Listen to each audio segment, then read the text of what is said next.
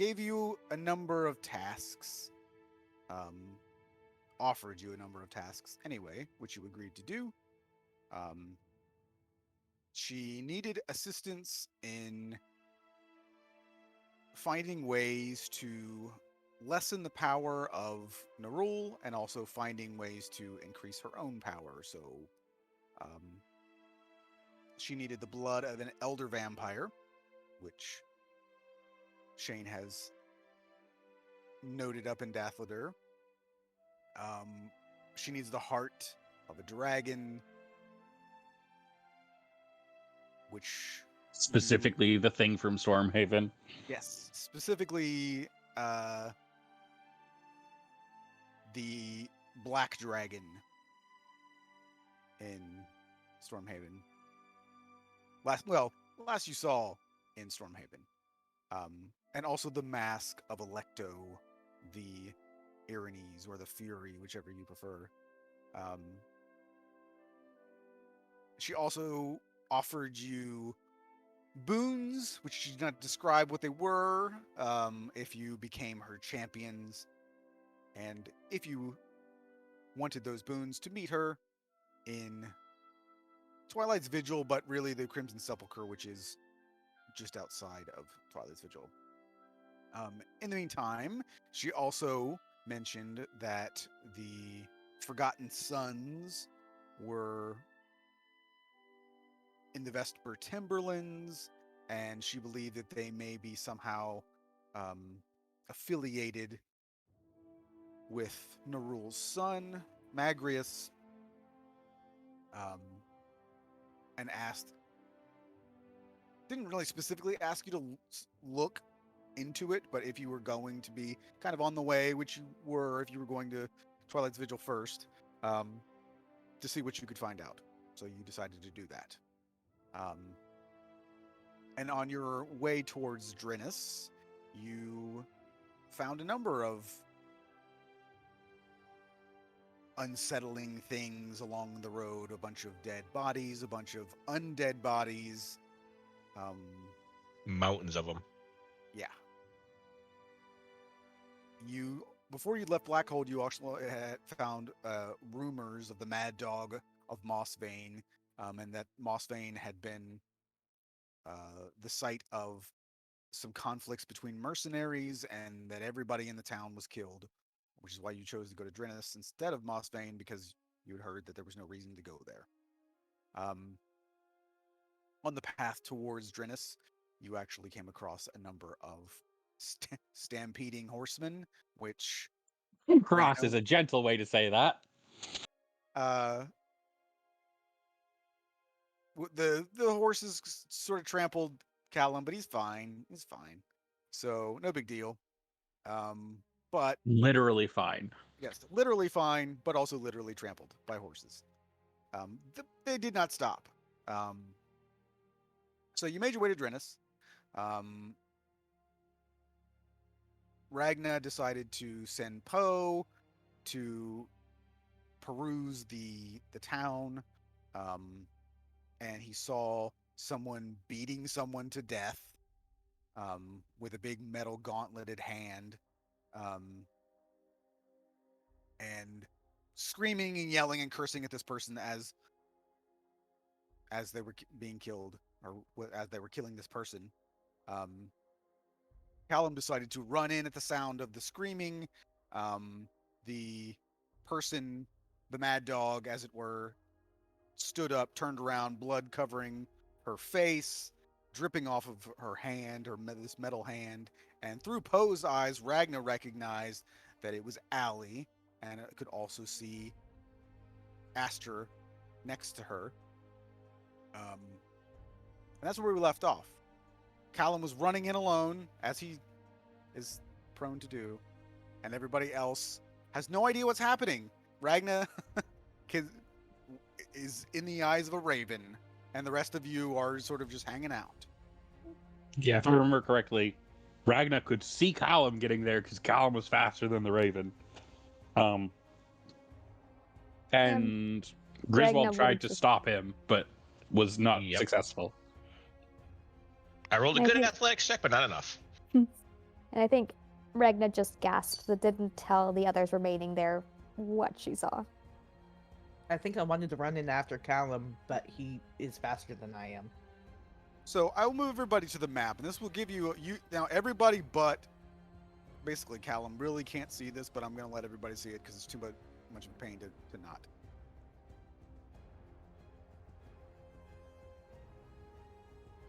So Callum, as you're running into the town, you would see that you would hear the screaming, but I mean you would see that there were other people around as well, so it's not just the person that was getting beaten to death.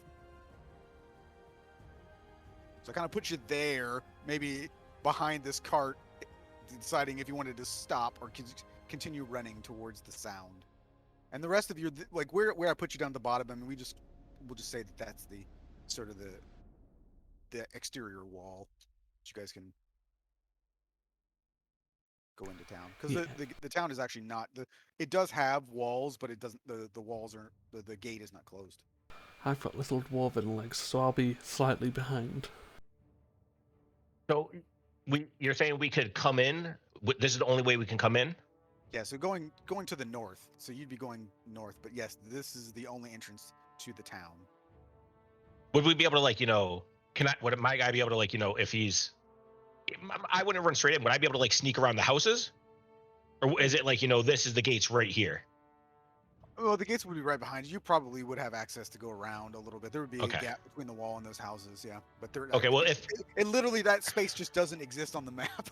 Okay, well then, yeah, I won't even go all the way. I'll just say I would start like over here, and I'll run, because I would not run straight in. Well, I mean, right now, the rest of you don't even know what's happening because Ragnar would have to tell you. Other than you would have seen Callum take off. You would have heard the sounds of the yelling. Well, I'm not gonna let Callum get in a fight and make me miss all the fun.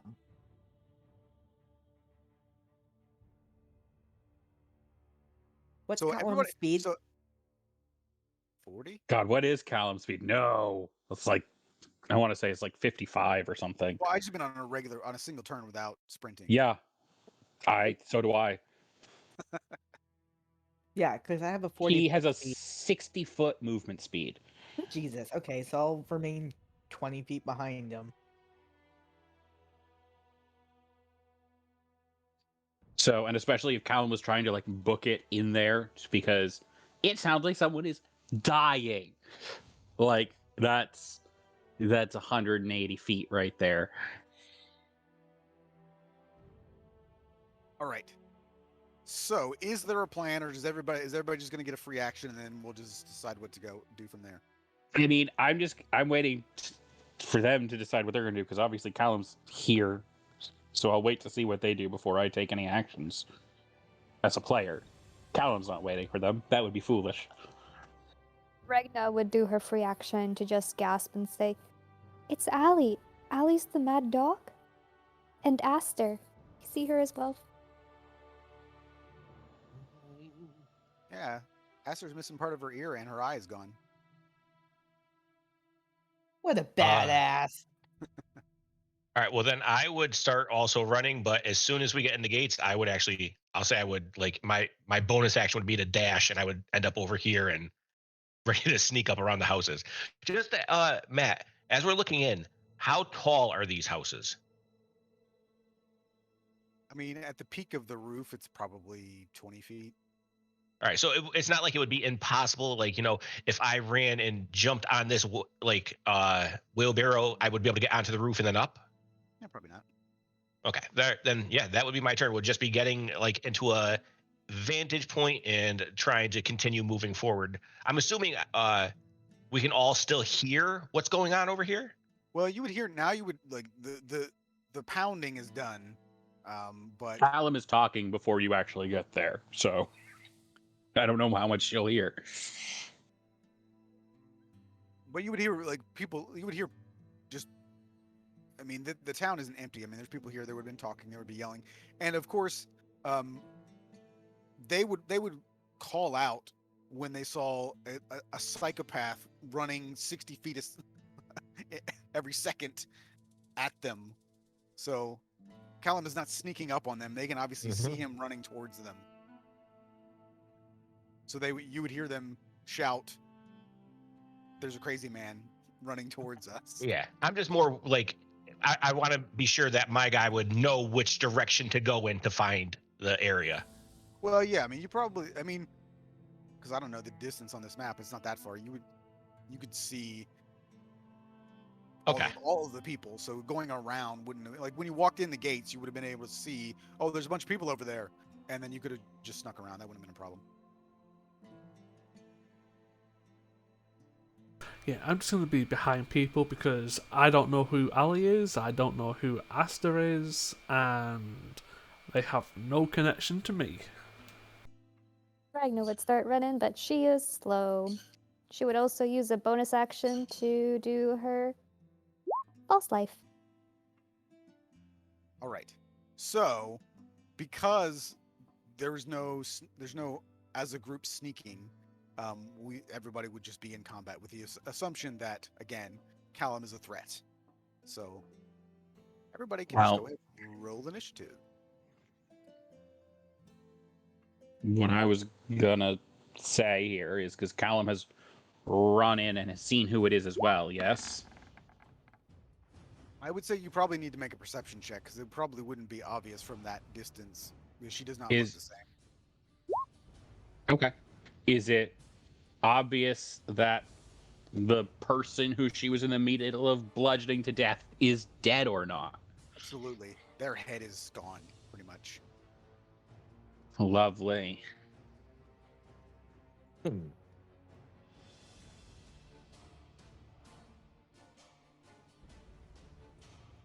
Oh, and just so everyone knows, Matt, I did not hear yet. If I'm gonna have to go, I'll probably know within like the next hour or so.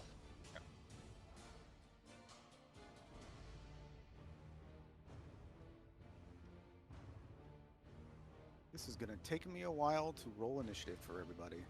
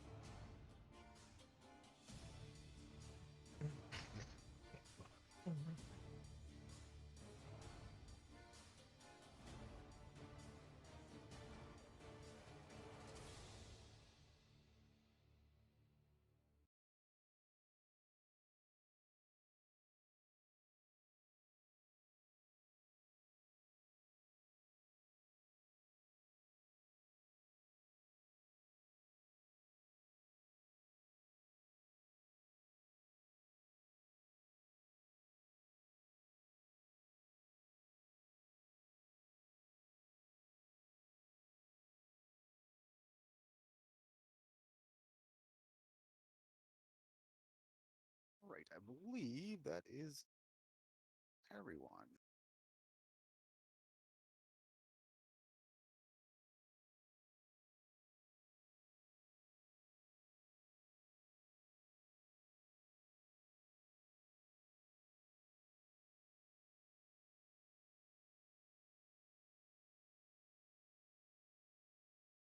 And for a point of reference for um, what you can see on the map, so like this stuff, like all these, like, they look like chains almost. Those are in the air, so would not impede you.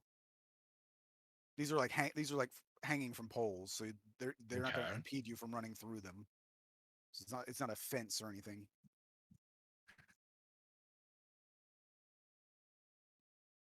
Getcha.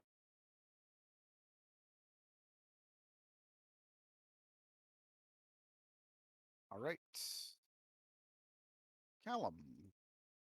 Surprisingly, you're going next.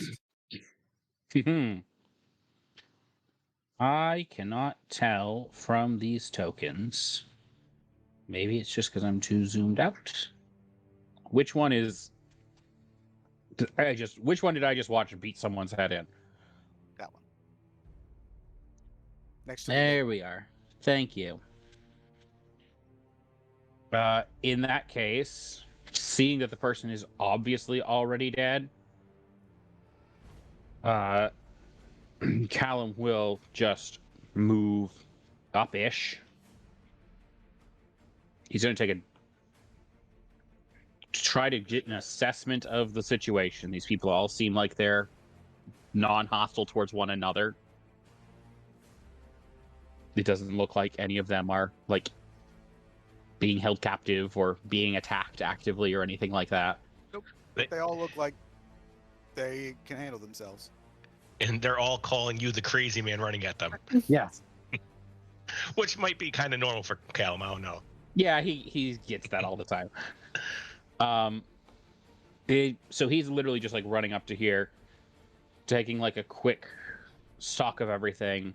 Whatever violence was occurring here seems to have stopped. So he is just going to take the dodge action and say, I heard the sounds of fighting. Is everyone okay? All right. But he will be dodging because obviously they look hostile to him now. They do. And in fact, Allie, the mad dog, will just scream at all of them. Kill them. So. Yeah, we didn't have to wait long for your answer.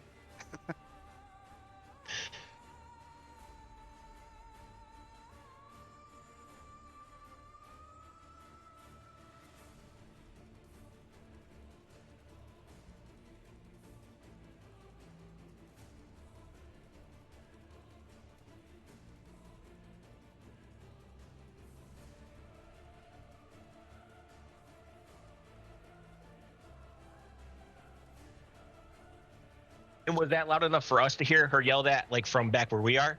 Oh yeah. So so now we're all aware. Yeah. What is your AC there, Callum? 19? I believe it's a 19, but I also took the dodge action, so it should be a disadvantage to hit me. Which is good, because I rolled a 27 critical, but it turns into 11 instead. Yeah. I can live with that. All right. Wait. Just leave it at that. What happened with that precisely? So this guy over here Mhm. walked up towards you and cast a bolt of ice towards you, which you dodge deftly out of the way. Okay. There. All right. Griswold. Okay. All right. So I'm gonna move 1, 2, 3, 4, 5, 6. I will take my bonus action to dash. Can I do 1, 2? How much action would it take me to jump up to the roof? I have 20 feet left. And just so I do also have. Why didn't it show? Athlete, so I can jump more easily than others. Which, and in D&D, everybody can jump like Olympic athletes. So yeah, I'd say you're fine. You won't lose anything doing that. All right. All right. So I will. So that'd be another 5. I'd have 15 more, and I would go 1, 2. Can I like get right onto like? I'm on the peak, but can I like be ducked down on the other side of it so I can like just be peeking over? Yeah. All right. And then that was my bonus and my so I'm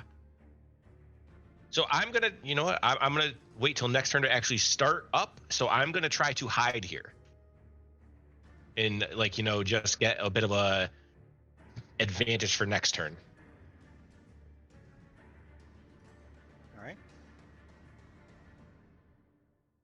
So this guy will actually just kind of step up a little bit towards Callum, and then just kind of like he pulls out this massive sword and he just kind of beats it against his chest, kind of like goes into a fury, and basically is just trying to taunt you, like, come on. That's all he's gonna do though.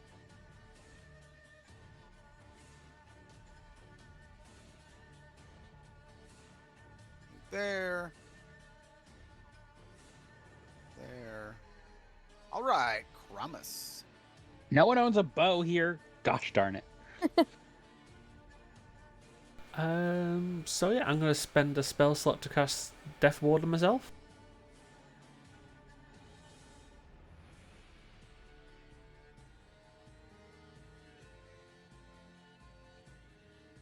We're gonna try and catch a bolt and throw it back at somebody. Is that what we're trying to do as a monk?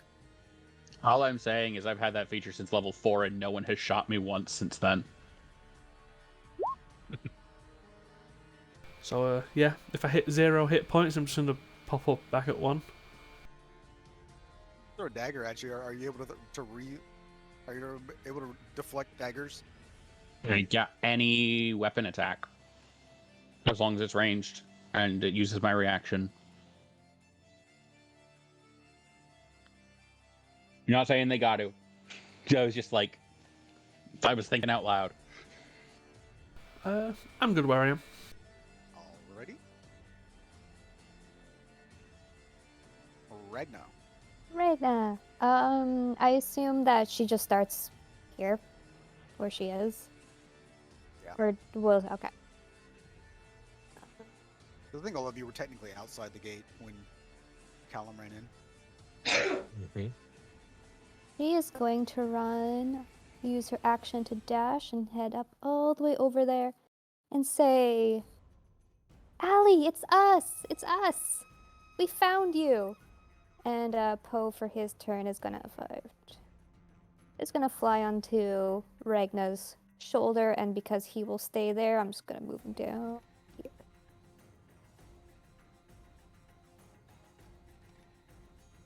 Right.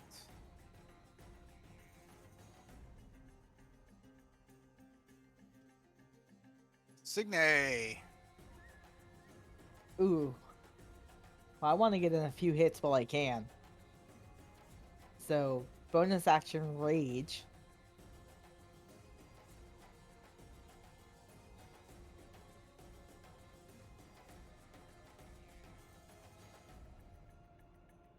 Get a brawl with this person.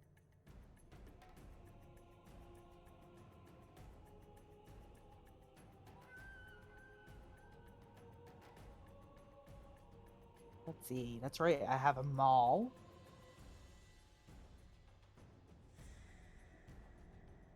And a maul is a heavy weapon. Yes, it is. Basically just did a great axe, but with a bludgeoning damage.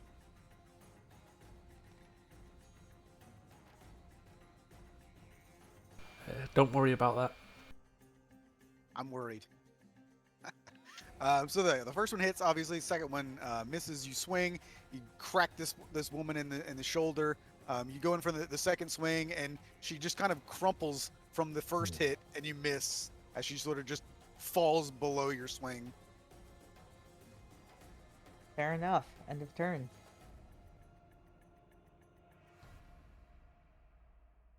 All right. Must feel nice to be using a two-handed weapon again.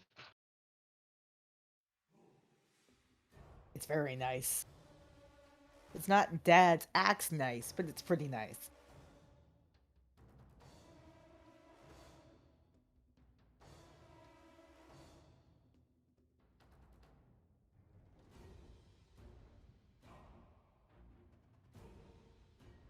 All right. So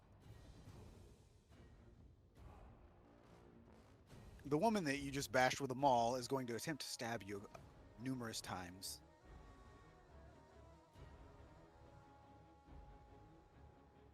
And Signe is what is your actual AC? Because it says 13. That can't be right. What? No, it's a 16. That's right, my character description. It is. I don't know why it's showing that on your token, but I'll just update it on the little thing. So it's a 21 and a 24. Okay. So why is it? Oh Lord. Okay. Roll 20 being stupid again. Making me do my own math. So the first hit is 12 points of piercing damage. She stabs you in the side, and then she hits you for an additional 7 points of piercing damage with her other dagger. And you can see she has a big grin on her face, so the two of you are having fun in your combat here. Oh, you bet your buttons I am. All right, Callum. Your pleas went unheard. Why does everyone resort to hitting things around here? Because it's fun. Join us. Callum is going to move up. Get to there. He is going to attack this person who is attacking Signe with just a literal flurry of blows. Let's see. I did update it. Good.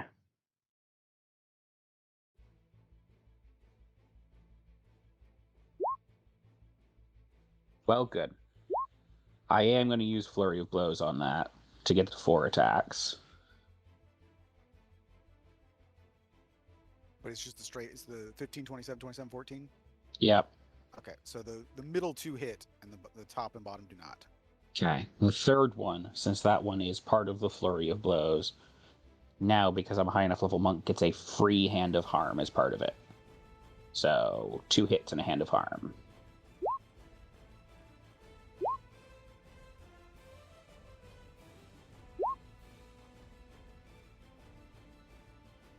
So 23 total damage, 5 of which is necrotic, and she is automatically poisoned. Which gives her disadvantage on her attacks? All attack rolls and ability checks. Gotcha. Until Callum's next turn. And then that was only 20 feet of my movement, so I'm backing off. Because people are swinging at me. All right.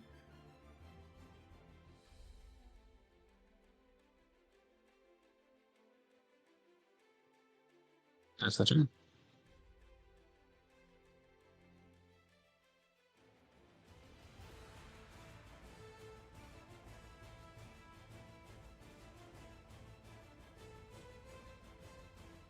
So many character sheets open.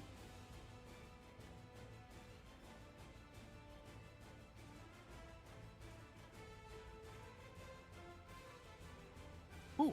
All right, so unlike Callum, Signe, you are not able to get out of the way of these frost attacks coming from this bearded elderly man. So you get hit twice because I rolled a 19 and a 21 for 37 points of cold damage.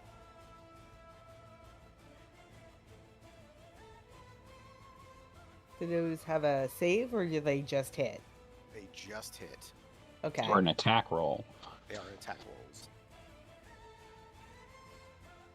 It's freezing ray. That's what he's doing. He's casting freezing ray. And do you have resistance to cold damage when you're raging? I No. never know. Okay. So yeah. 37 total.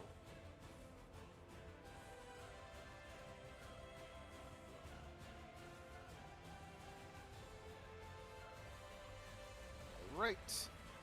Griswold.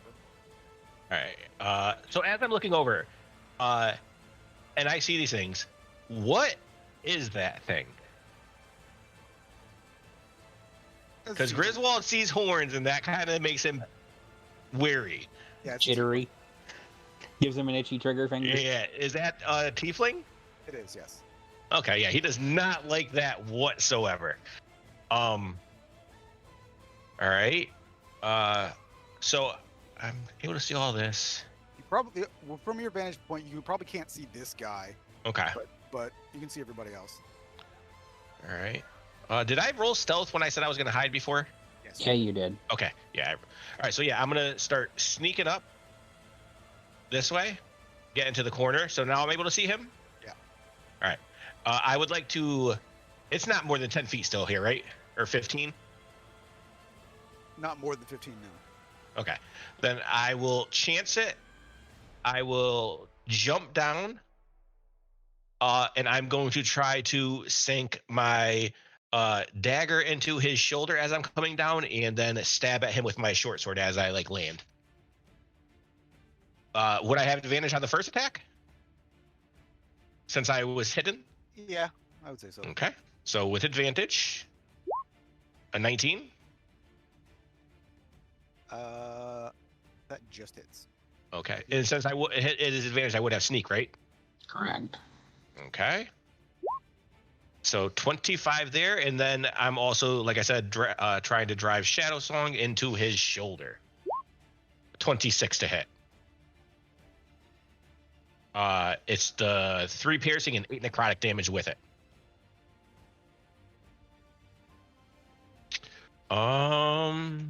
And that's gonna be it.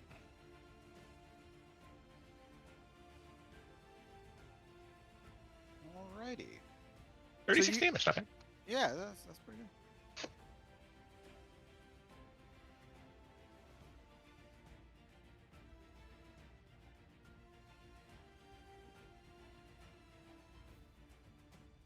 That's why, like, Sing always like runs in after Callum, then Callum runs away, and then she's left to be butchered by everybody. I mean, that's what the barbarian is for. She resists all that damage. I don't. Plus, I can heal her. She can't heal me. Super duper true. All right, so this guy two hands this massive sword that he has, and he swings, but you saw him coming, so you're able to dodge out of the way of the first one, but he does do a little like comeback swing after the miss that you weren't expecting, and he clips your arm for 12 points of slashing damage and 8 points of fire damage. As you can see, the sword itself has these rippling blue flames along the blade. So it's 20 total. You would take 6 from the slashing, though. So it would be 6 slashing and then 8 fire. So 14 total.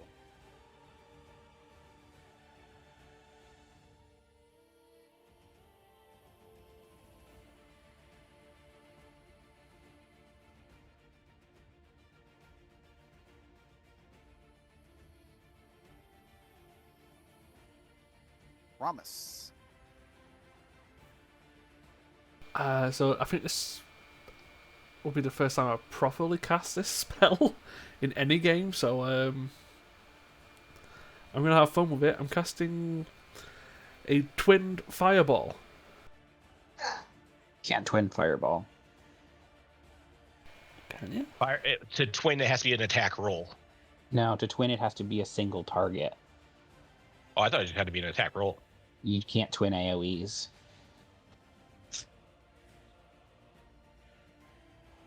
Oh, that just sucks. I did the exact same thing my first time playing a sorcerer. I just saw as it like doesn't have a range of self.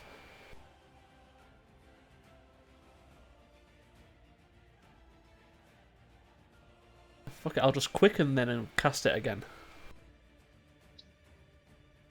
Can't do that either. I don't know about that part. Because if you cast a leveled spell with your bonus action, you can only cast cantrips with your action. No, quickened is quite literally to do it again.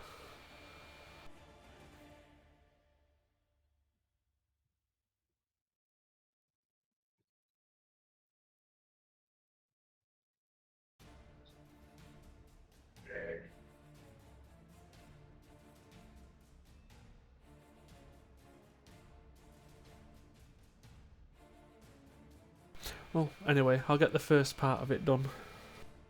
Yeah. I'm looking it up. Yeah. Well, it's an issue under the spell casting rules, not under the meta magic of just whenever you cast any spell with a bonus action, you can only cast cantrips with your action. Same reason like you can't like Misty Step and throw a fireball in the same turn.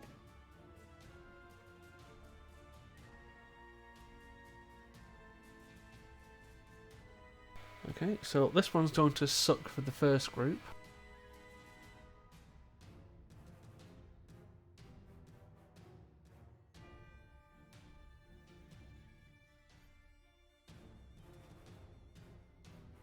Because this is going to be a 6th level fireball.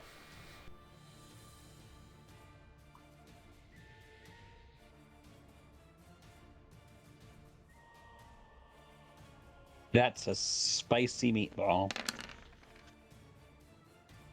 And because I've got a couple of things that I can re-roll, I'm going to empower it to re-roll someone else's die.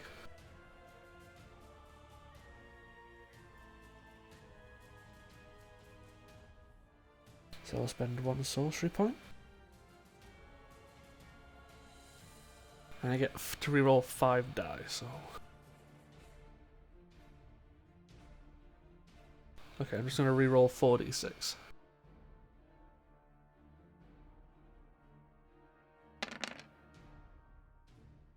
Still technically an improvement.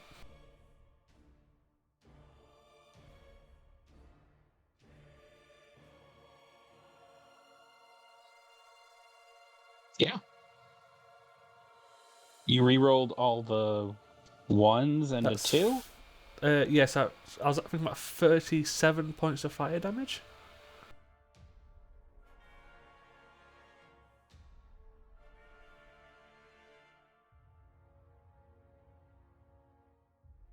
Right.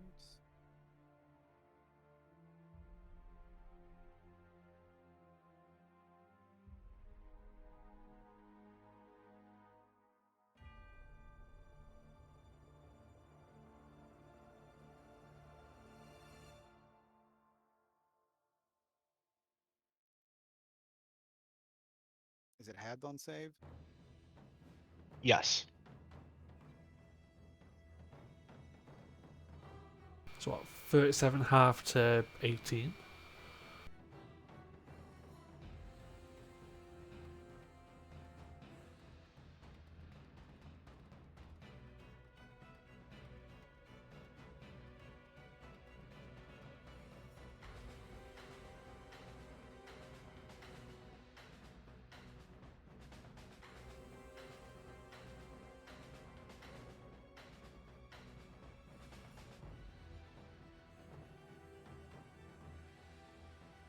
All right, so the direwolf took the worst of it. Everybody's still standing. This guy is particularly hurt.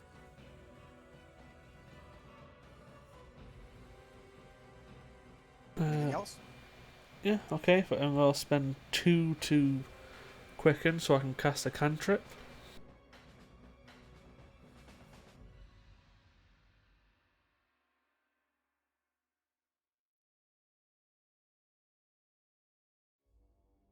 Just measuring distance again.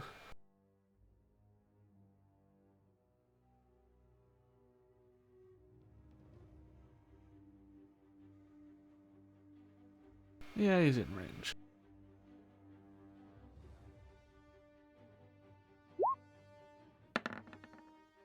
$18.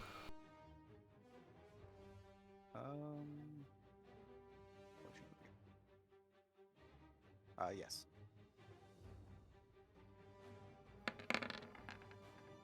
For another 19 points of fire. Yeah. This guy who didn't do anything to anybody just burned to death. Never attacked anybody. He was just, kind of on the defensive. Shuffled off the mortal coil.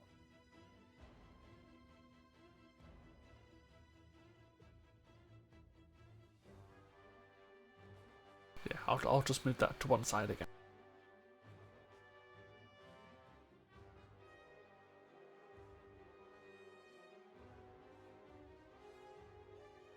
All right, so having that large explosion, you can see somebody who like basically crawls out of the window and up onto the roof.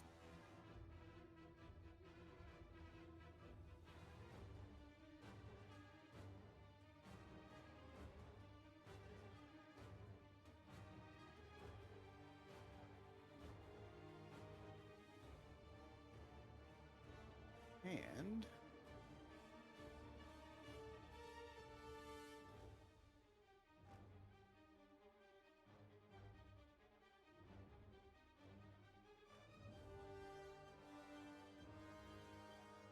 I would say, much to Callum's delight, since he's standing off on his own, this person's going to try and shoot them with a longbow. Oh, lovely. And missed terribly. Sad. An 8 and a 16. Yeah, nothing there. No doing. Alrighty, Ragna.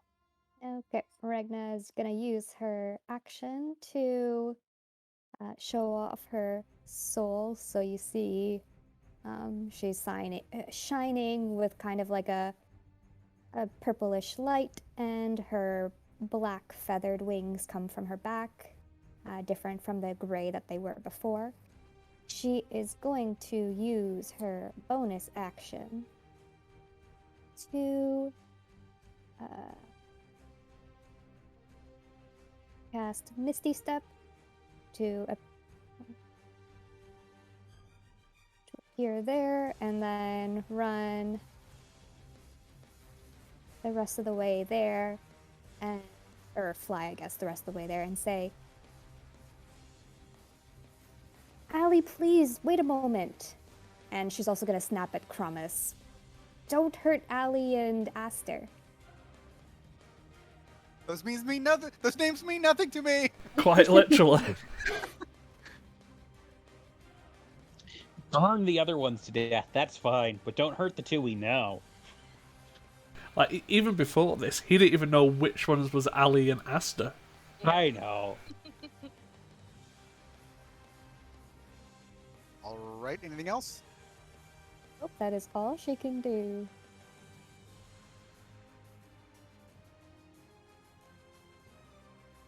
So seeing you run towards his boss, this guy's gonna come chasing after you.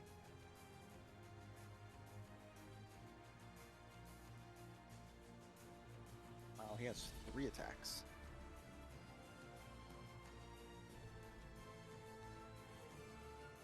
Your AC's 20. Well, he only hits you with one of them.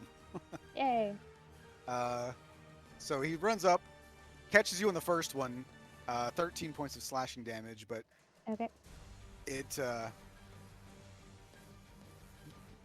after you get hit, you're like, oh, okay, there's somebody behind me, and you're able to deflect the other 2.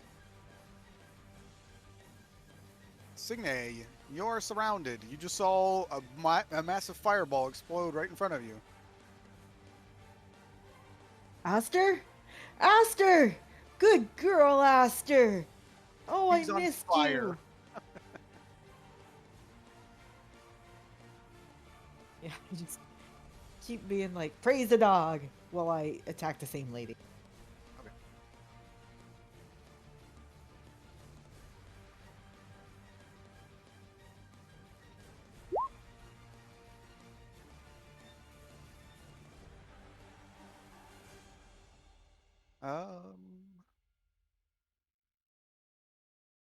That definitely hits. Yeah, with the radiant damage I didn't put in last time, or the rage damage I forgot to put in last time. Very nice. I was like, maybe she just didn't rage, and I misheard that. Oh, she did. No, I did. I just was a dummy and forgot to hit my modifier tags. So she is very, very hurt after that hit. You can see that you've probably crushed some bones, and she's barely standing at this point. Doc, that's my turn. Yeah, a moment of sympathy, maybe, and you didn't crush her skull. Oh, it's not sympathy. Trust me. Alrighty. So this guy, this dwarf that is standing by Griswold, who just got stabbed from someone jumping off a roof, is gonna be a little angry at this point. Is going to run after someone else, I'm sure. Right. He So sees is the other dual dwarf and wielding a- goes, there can only be one. Yes. He's got a long sword and a dagger attack here. And he misses with the long sword, but strikes with the dagger. And I rolled terribly. You take a whopping 3 points of piercing damage. All right. Let me see. Oh, okay. I'm not going to worry about that.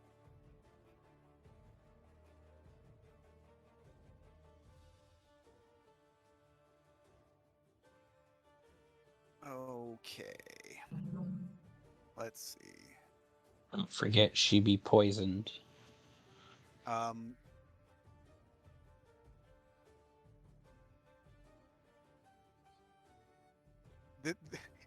this is unfortunate, but she doesn't know. If this was Callum, it might work. She's actually going to drop her weapons and put her hands up because she's so badly injured. She knows she can't get away. She knows she's not going to kill Signe, so she surrenders. Mm-hmm. And Callum, it is your turn. Callum knows Signe. Callum's going to try to do his best to prevent that, so he's going to run up. Get to there. So he she's surrendering. Yeah, he is going to attack her non-lethally. Okay.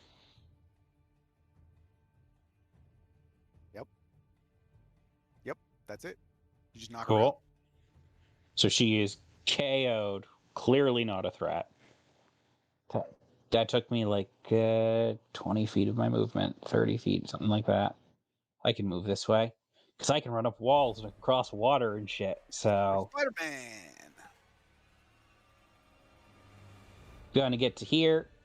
Second hit is on the other guy attacking Signe.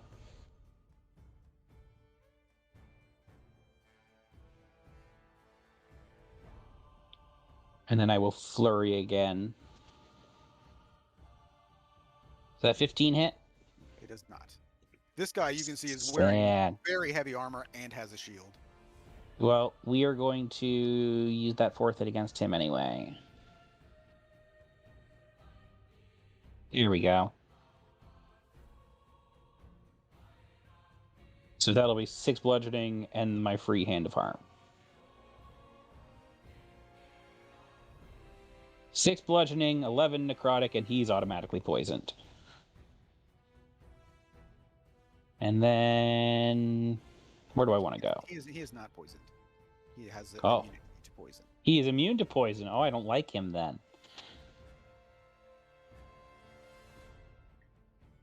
We're going to get to 10. That's honestly probably... we're going to get to there. And that's the turn.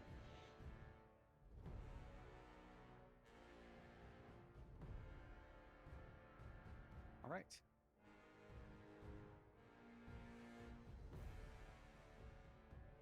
Oh, you know what? Allie does have a short bow. She could have been firing it at Callum. Do it. She's not going to. That's kind of stupid now, but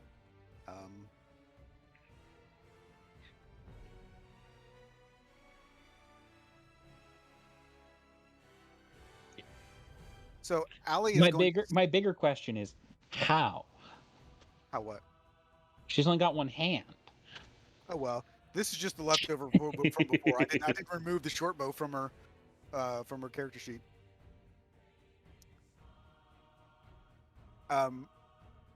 Allie's gonna walk up to Ragna, and she's just. I would say that she was gonna lean in, but she's actually too short to do that. But she's gonna go close to you, and you can see that she kind of cocks her head a little bit and starts whispering. And you need to make a wisdom saving throw. Okay.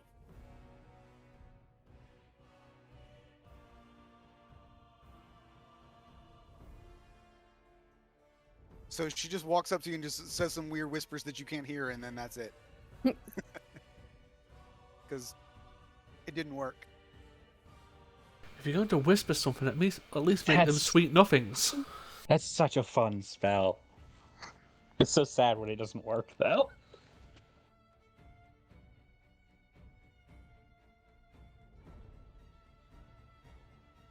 Okay, so let's see. Wait, is that...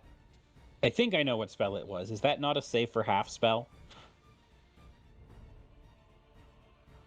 She tried to cast Enthrall. Oh, never mind. I assumed it was Dissonant Whispers. That's a great one, but that is not what she Me tried to too. do. She if the bashing of the heads with that didn't trigger, she multi-class. She's no longer just a bard. Well, yeah, that's a first level bard spell, man. Well, she didn't have that though. She has vicious mockery. No, first level she has charm person, healing word, heroism, sleep, and thunder wave, which all Fair. of you know because you knew her. So Yeah. Well, not all of us. well, yeah. Which one's Aster? Can't be the dire wolf.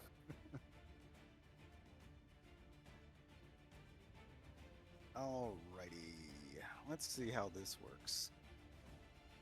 And the distance. So.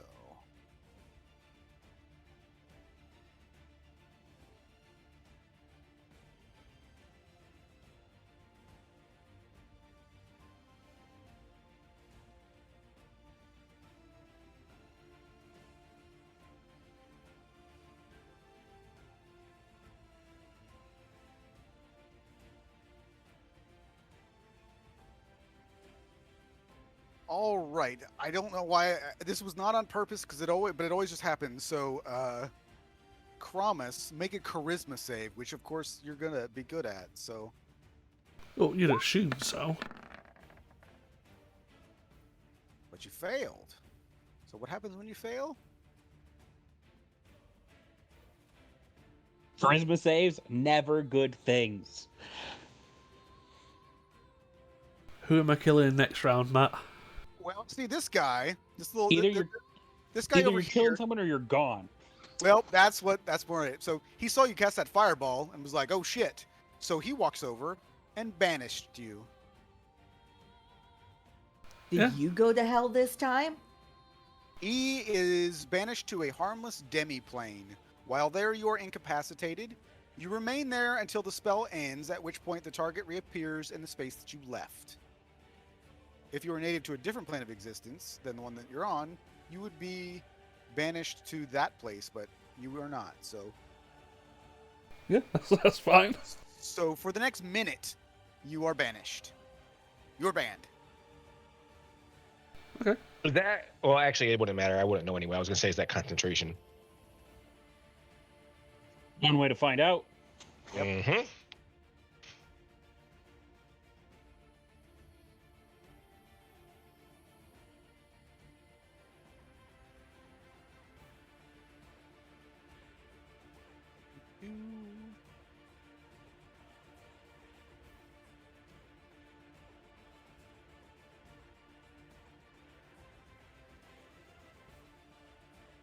See, I would say, of course it's me, but it's fucking hilarious that it's always me. Well, but like again, like but you're a sorcerer. It's like, oh well, it's a charisma save. You're gonna blow that out of the water. Nope. Oh no, I love it.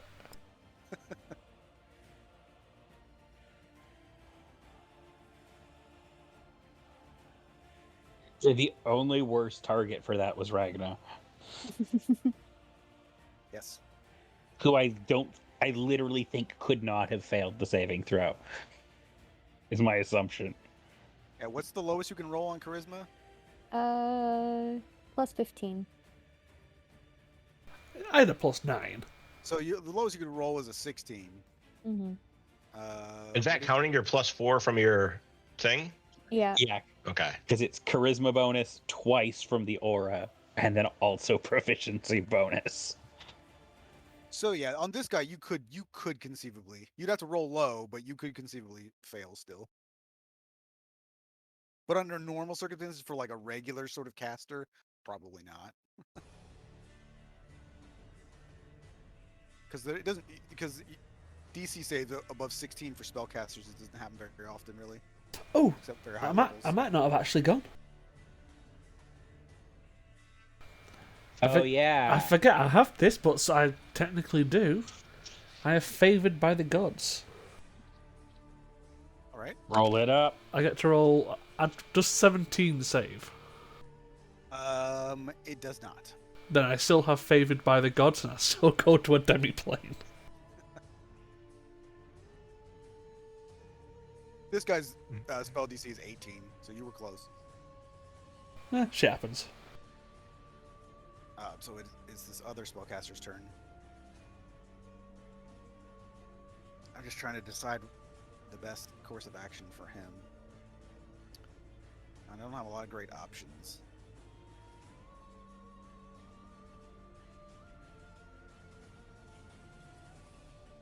But having been caught in a big blast of fire, he's maybe rethinking the let's jumble up together sort of thing. Yeah, that's a bad strategy. So he's going to move over here. And he's just going to cast some magic at Callum, Yeah, fair. who just sort of stands out on his own all the time. So it's a 21. That's a hit. So you take 11 points of fire damage.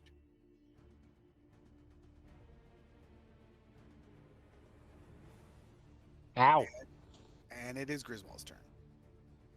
Okay. The dwarf missed you, well, stabbed you a little bit. Mm-hmm. Gave you a paper cut. And I'm assuming he looks pretty fine, right? Like I didn't do mortal damage to him, so. Oh yeah, he's pretty hardy. He's got a lot. He's also wearing heavy armor and Yeah. also has a shield. So All right. Well.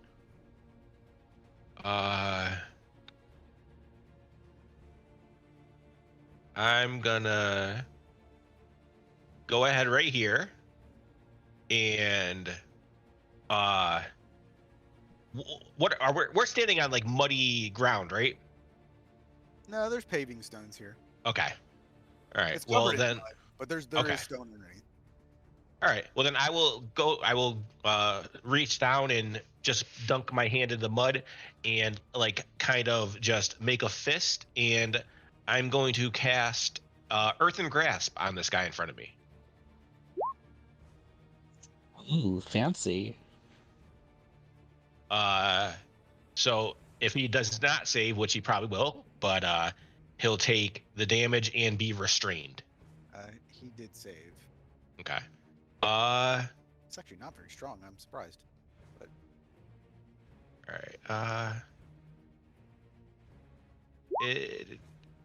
All right. So he'll take just half the damage. and not And not be restrained. Yep. So I was hoping to get him restrained so I could have advantage, but that didn't work. So, with my secondary action or my bonus action, once again, I am going to try to like distract him with the hand that I just dipped in the mud and go ahead and reach out and try to stab him in the gut with Shadow Song. 28. Yep. All right. No sneak attack this time because no advantage. Alrighty. And that will be it. Actually, I'm gonna move this way under the awning just because I've been seeing spells coming from this direction and arrows. All right. Let me actually remove this guy. All right. 2 more swings at Signe. It's gonna miss wildly on the first one, but hits on the second one. So it's 9 points of slashing damage. So halved is 4 points of slashing plus 11 points of fire damage. So 15 total.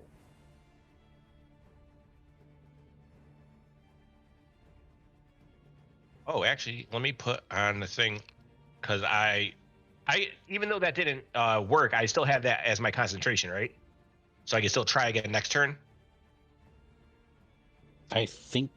Let me find. You choose as an action. Yeah, my next turn I could do Yeah. another action to try to grab again. Yep. Okay. So concentrating will be.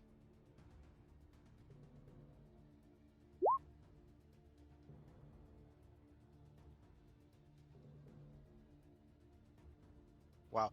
So Aster steps up and critically bites Ragna. Ouch. So it is 20 points of piercing damage, and you need to make a strength saving throw. 13. Thank God. Which is the DC, so yes.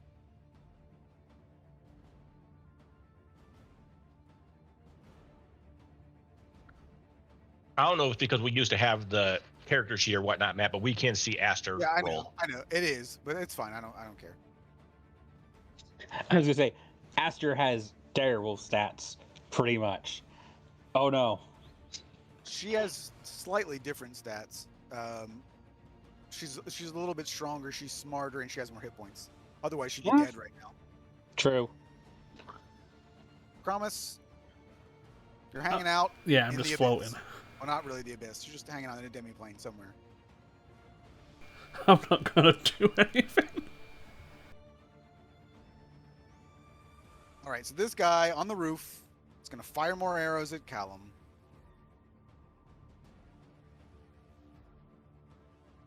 Because he doesn't know that they can throw him back because he can't even hit him. All right. A 19 and a 22. Well, those will both hit. Callum will obviously use his reaction on the first one because he doesn't yet know that the second one is also going to hit. So let me double check how much I reduce this by. Because it is hidden way down on my sheet. Select missiles.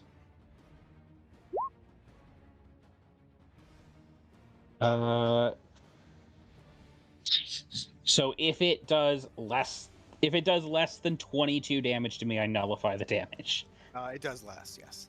Yeah. So the first arrow, Callum literally just catches out of the air, gets hit by the second because I don't have another reaction. But So then 7 points of piercing damage on the second. yeah.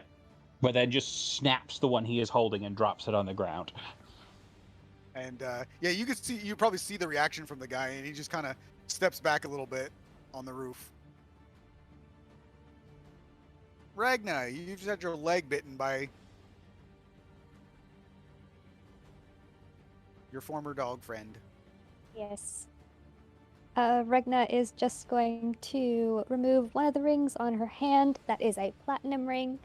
And she holds it out towards Ali. And it's got the lion heart carved into it. And she says, "Please, Ali, I know that we were gone for so long, but it was because we ended up in the Feywild. Time moves different there. Since returning, I've been searching everywhere for you two." And she gives kind of a pained look to Aster, but doesn't do anything about that. And that's all she's gonna do. You want to do that as a persuasion roll? Sure. Miss Charisma? Yeah. Of course, it's charisma versus charisma. She still had bard stats originally. I don't think she's that good, though.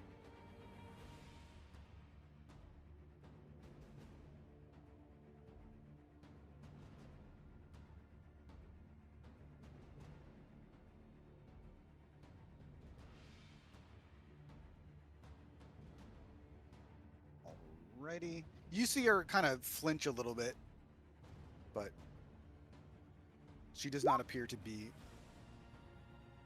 standing down. Okay. And the guy behind you is just going to attack you again. Ragnar still has not unsheathed anything and is not defending or anything.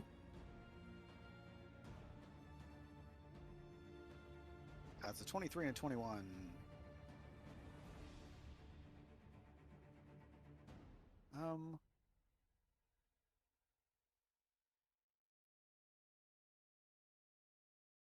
Interesting. So it would be a total of 19 points of slashing damage. Okay. And as he's attacking, the sword that he has is going to gleam this really just a literal blinding light, and you actually are blinded until the start of his next turn. Okay. Not that it's really going to matter because you're not trying to attack anybody, but Signe. I'm gonna Unconscious. run It gives everyone else advantage to hit her until then too.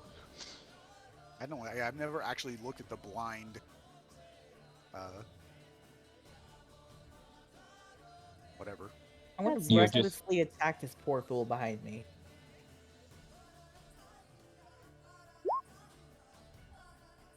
$16 misses. Friggin' A. Alright. EOT. That's the great thing about Great Weapon Master. When it hits, it really fucking hits. When it misses, oof. Yep. All right. Our little dwarven friend's gonna try and attack Griswold again. Missing wildly with the first one, 21 on the second one.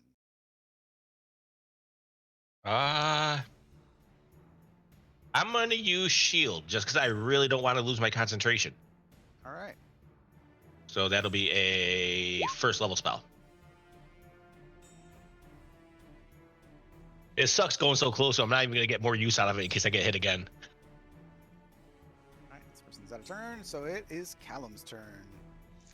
Well, Callum doesn't know a lot about magic, but he does know that sometimes when you hit people who cast spells, the spells stop. So he's going to try that.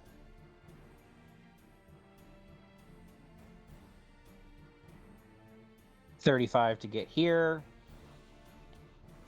And attack.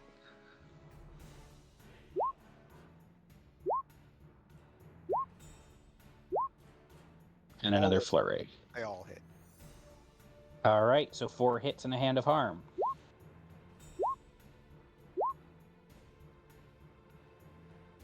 Now, does he have to? Is the concentration on the total of? Because I don't even know. I never played spellcaster. It's so I don't know. 4 separate Separate ones, saves. So he needs to save again. He needs to hit DC 10 for 4 in a row. Because I never did above 21 damage in a hit. Can I just give him advantage from a different realm? You're doing good, buddy. Keep it up. The first roll was a 1. Nice. Well, I still would have kept hitting him because I don't want him to do it again. Yeah, but he takes all the damage, but still he loses concentration on the very first hit. So altogether, that's 36, 49 damage. Well, actually, it And- doesn't even matter. He's Unconscious. I'm assuming you're unconscious, not killed. Yes. Unless I say otherwise, unconscious. So he is unconscious. So it wouldn't have mattered anyway. And then that was 35 feet of movement. Did it take all 4 hits to KO him? It did. Okay. In that case, Callum is going to... Griswold's getting kind of dogpiled over there. I've barely taken any damage. You've been like, if you've looked at him, you've seen him just dodging, Yeah, this dwarf Yeah. is not very lucky. parrying You know out of the what? way or dodging. So he's all right still. You know what, though? He knows enough about how Griswold fights. He's going to come over by Griswold. Fair enough. And promise you Because pop back now- into existence. Because now, even without Yeah. advantage, Griswold qualifies for Mhm. sneak attack. And that's the turn.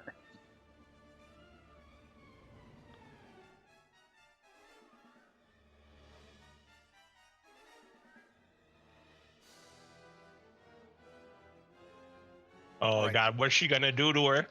Well, this is the thing. So I don't think there may be there. I believe that there was in old D&D, but I don't think 5e has a specific rule for this. But if I'm not mistaken, Ragna is she is leaving herself defenseless. She's not making any attempt to protect herself. Is this correct? Correct. And she's blind. And she's blind. So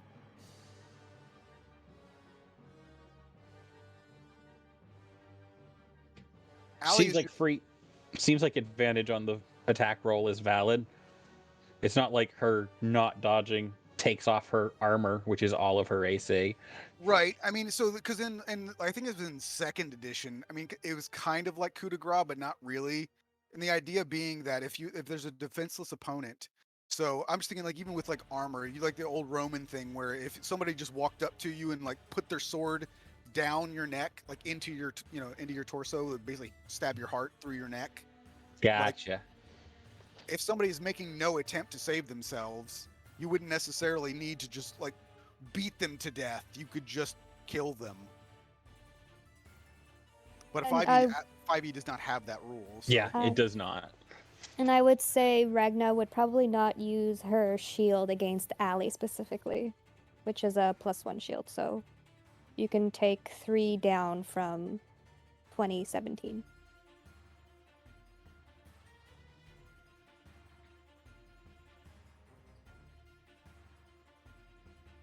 All right. Well, she does have a sword, but she's actually just gonna go up to you and just clock you in the face twice Okie dokie. for because I rolled a 22 and an 18. So with your dropping your AC, then Mm-hmm. both hit. So it would be 41 points of bludgeoning damage to your face Okay. with her. And looking at it, you can see that she basically has. For those of you that have watched Game of Thrones, Jaime Lannister had a metal prosthetic hand basically that was just in a fist. So you can't hold anything with it, but that's pretty much what she has. And you can see that it's like strapped to her upper arm, and she's just using it as a big old maul, basically. Some nice spiked knuckles, nice articulated fingers that don't actually move. So it looks like just a big metal gauntlet that probably has some little like sharp bits on the knuckles and does obviously lots of damage. So this guy just got. Oh no, he's unconscious. Never mind. He got nothing. Let's remove. All right.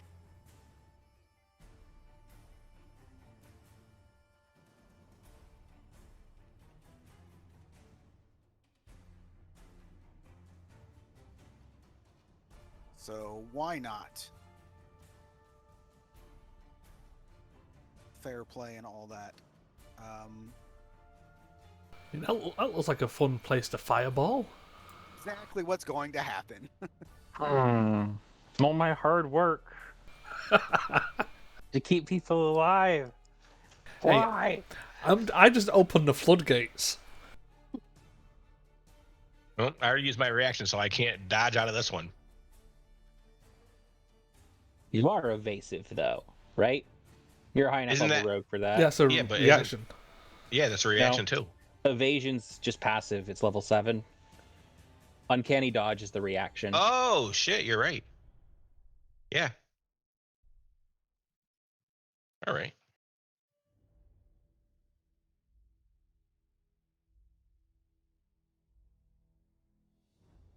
So actually, to get, he's not. This guy would not be in it.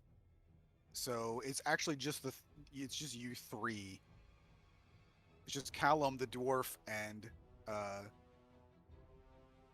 Griswold.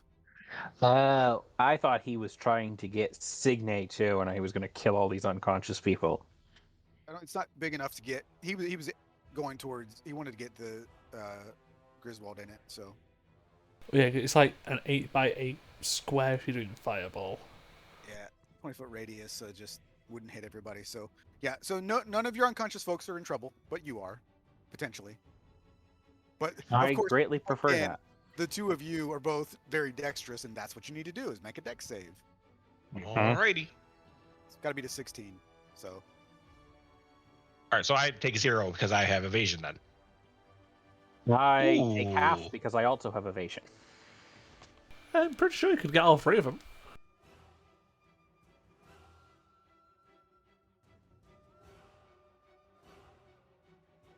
yeah, but I think he would actually not want to. Unlike you, he would want to minimize the attacking of his own people.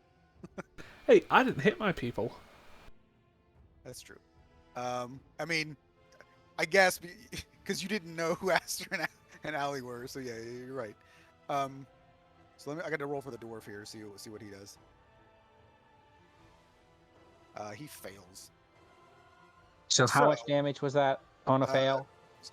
So 16 on a fail, 32 So on Callum. Oh, 32 damage on a 32 failed damage. saving. No, 32 was the total damage, so halved is Yeah. 16. The dwarf Yeah, takes so- 32. So Callum takes 16.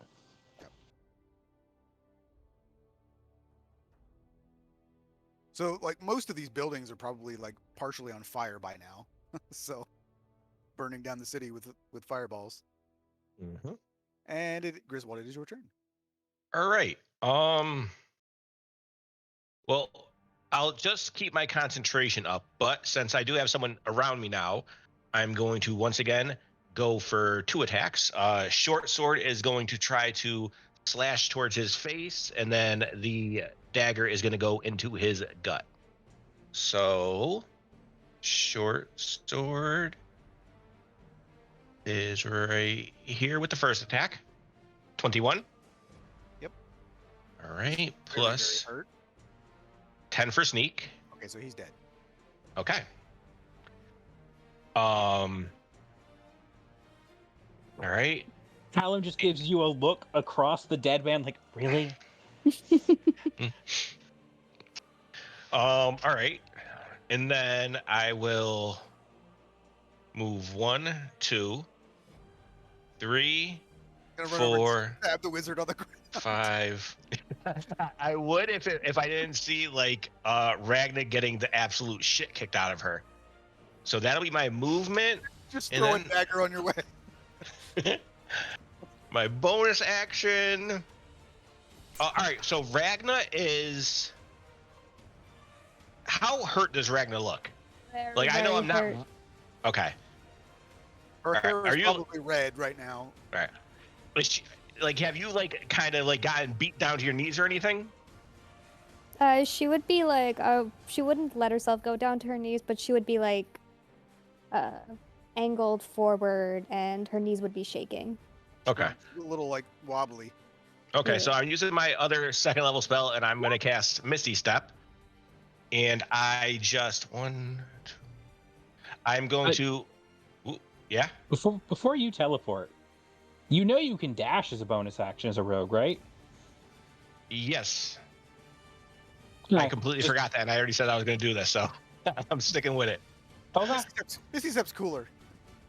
It is way Um, cooler. Don't get me wrong.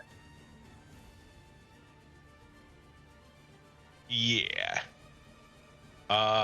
So yeah, I will. Yeah, I'm gonna Misty Step, and I'm just gonna like literally try to put my body over hers to absorb any attacks.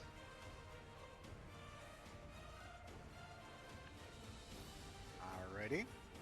So we got the big swingers just duking it out down here.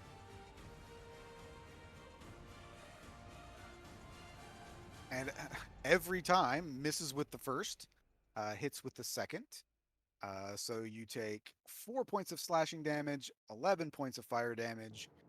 And I'm halving that, so it would have been 8, but it's total of 15. On Signe.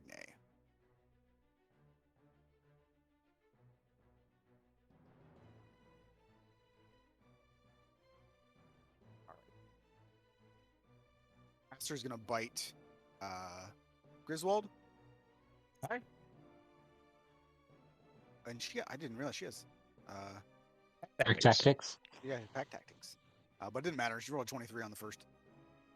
All right. I mean, even though I'm getting hit, I'm still going to use shield just because I think I'm going to get hit more. You also need to make a strength save. You take 9 points of piercing damage. All right. And you would get the plus from Regna. All right. So -9, and it's a +4, right? Is it the? Let me just double check. Is Charisma. the okay? Charisma That is modifier. +5. Plus All 5. right. So it's 18 save, It was and 13. and yeah, I'm gonna use shield just preemptively because I think I'm gonna get the shit kicked out of me anyway. So I'll have +5 AC until my it's the start of my next turn. Promise returned from the demiplane, and the field has changed a bit since you were last here. Yeah, there's people in different positions. Ooh. It's as if time just jumped suddenly. Enjoying a little nap in a hammock over there, and now you gotta go back to the I front. was gonna say, from Kromus's perception, he just had a very long blink.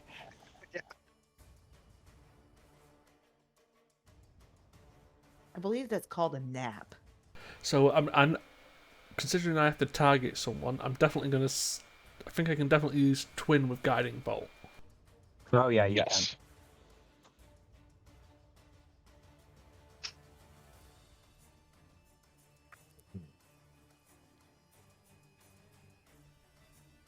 So if I upcast, I need to cast it spend that many sorcery points for the twin. Right, because Okay. because twin scales with the level and the cost is like the only one that does that. But yeah.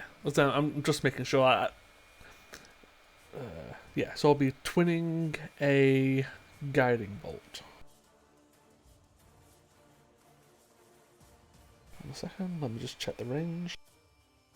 And Yeah. just so you know, Matt, I will have to leave at like 8:30, 8:40ish.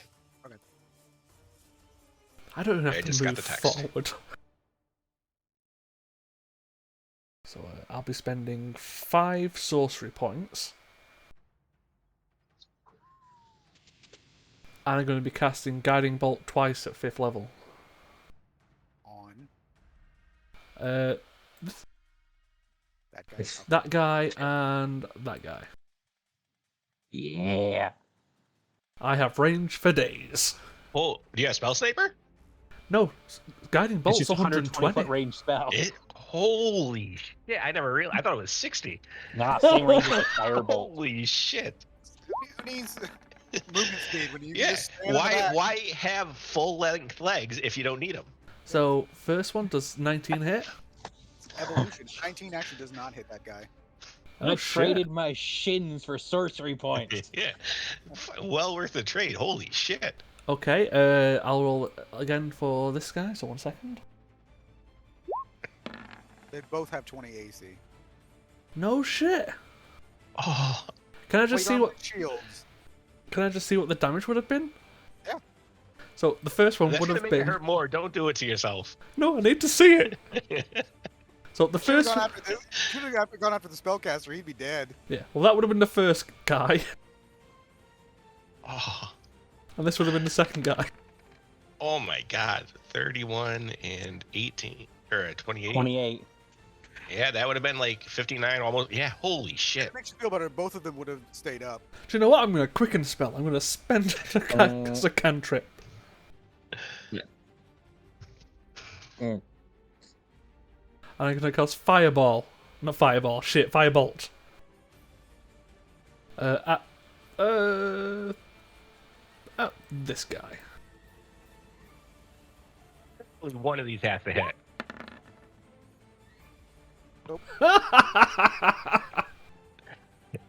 You got a little bit of the jet lag from coming back from the other dimension. Clearly. He shows up and he's just like shooting off fireworks like some little pyrotechnic dwarf, and they all miss. I'm just staying over it. It's the safest place to be. That's not been your day. You got any buff spells? Because those can't miss.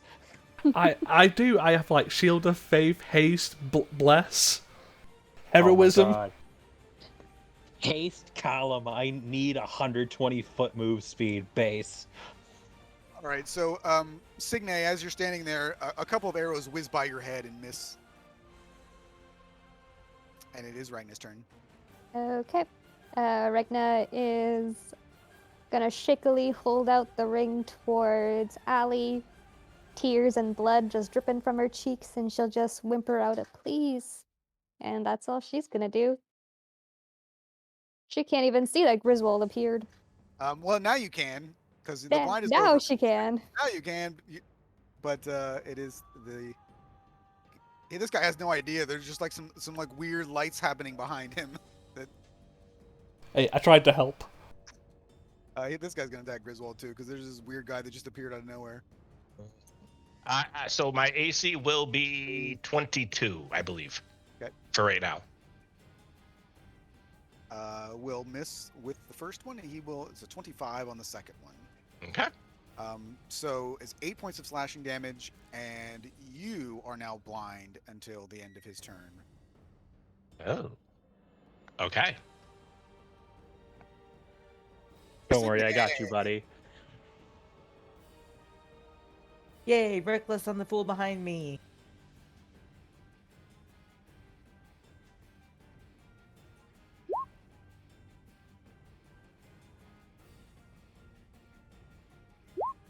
There you go.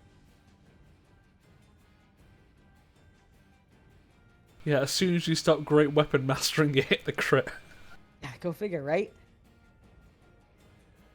All right, so that quite quite a bit of damage there.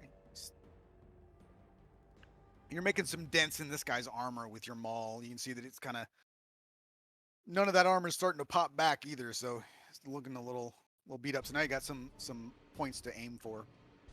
All right, and that's my turn. That guy's dead. So it is Callum's turn. Well, Callum sees the absolute bloodbath going on over near Ragna, and no, we don't like that. So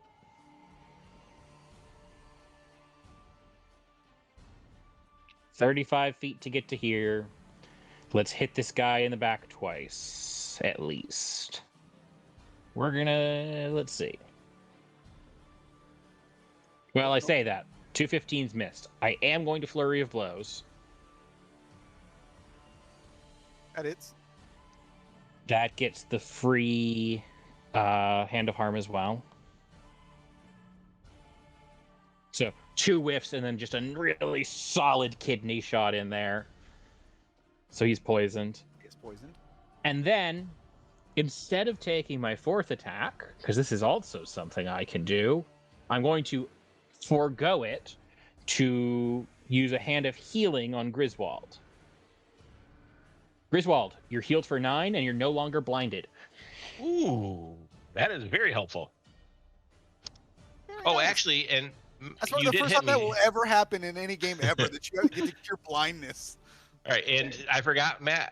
It was still concentrating, so I'll do a con save. That I lose concentration, so that spell is gone. And given the mass of people over here, despite his better judgment, Griswold, no, I'm not going to tell you what to do. Callum is going to move around to the other side at least. You know what? No, I have a better way to help. I like standing right here. This is a fun time. That's my turn.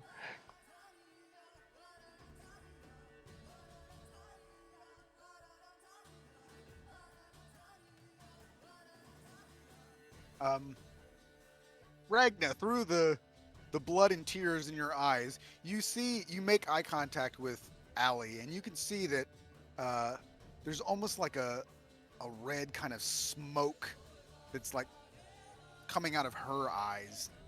And she's gonna grab the ring with her actual hand out of yours, and then with her left fake hand, she's just gonna start pummeling you again. Does she have any cover for me? I don't really think that's a thing. I know. I'm just trying. You need to take a fighter dip to get that protection style. Mm-hmm. Oh, I'm rolling the wrong thing here. What am I doing? Yeah, Meat Shield is a fighter spell. I mean, you say that I'm stood here as a sorcerer with 136 hit points.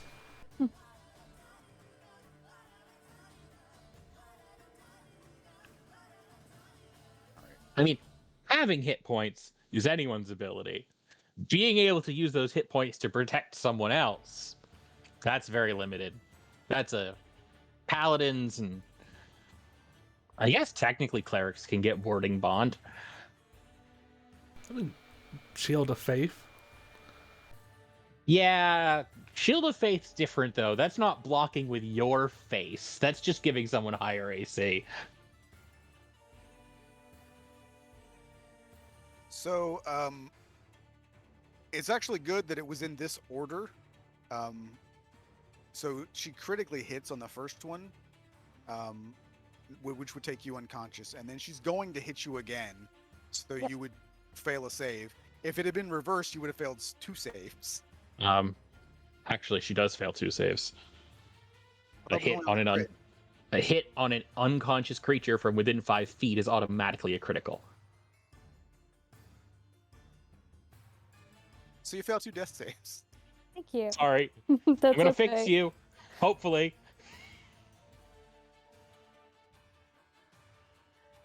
Yeah. As long as everyone else keeps attacking the rogue, I can fix you. Yep. I did not read all the way to the end. of that part where it counted as 2. Yeah. It's that was a tough one to learn the hard way at one point. Alrighty. Let's see.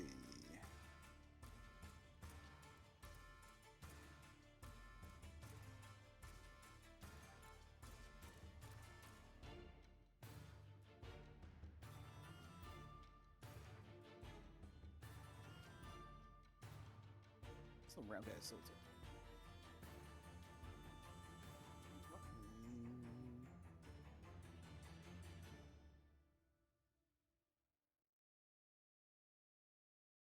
What is the save?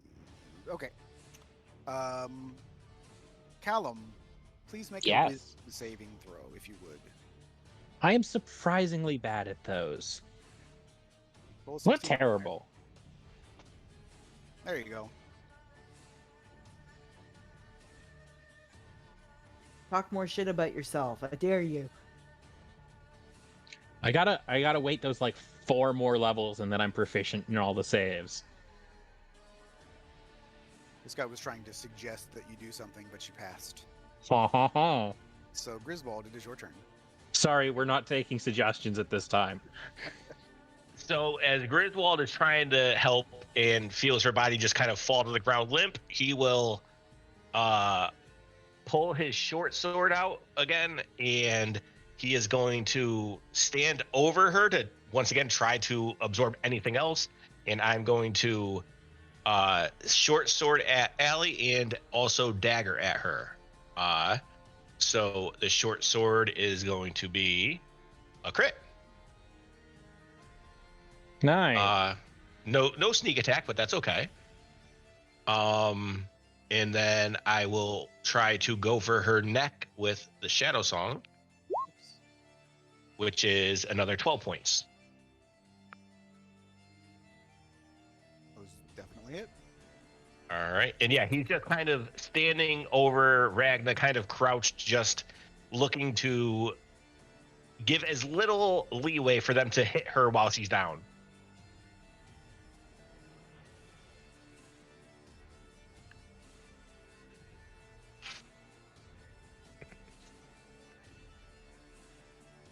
I mean, I don't know. Like, it's just again, they just this guy and Signe just battling it out. Like he doesn't really have any reason to stop, I guess. So he's gonna keep swinging at her. Are you sure this isn't a battle of swashbucklers just trying to 1v1 themselves? And I swear this is. I mean, we'll have to go back and look at the VOD there, but I'm pretty sure this has happened every time. He misses on the first one and hits on the second one. So 12 damage halved, so you take 6 points of slashing damage and 7 points of fire damage, so 13 total.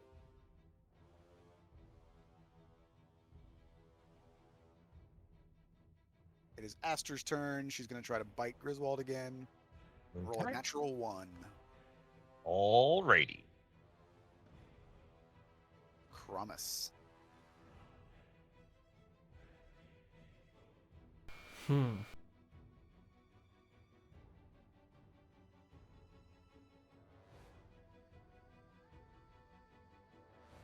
I kinda need to make a decision.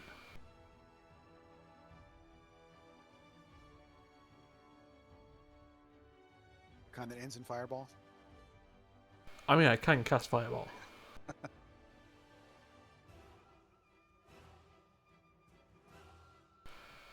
Am I able to...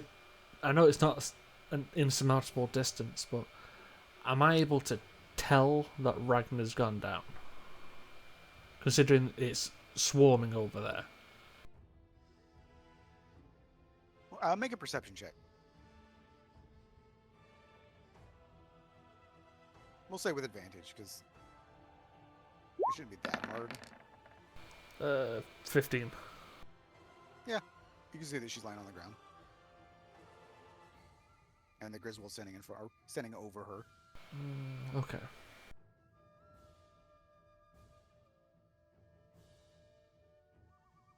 $25. Probably couldn't see Allie because she's too short. Yeah. Well, considering, as we know, dwarves are natural born sprinters. Yes, very dangerous. over long distance or short distances. I will at 4th level cast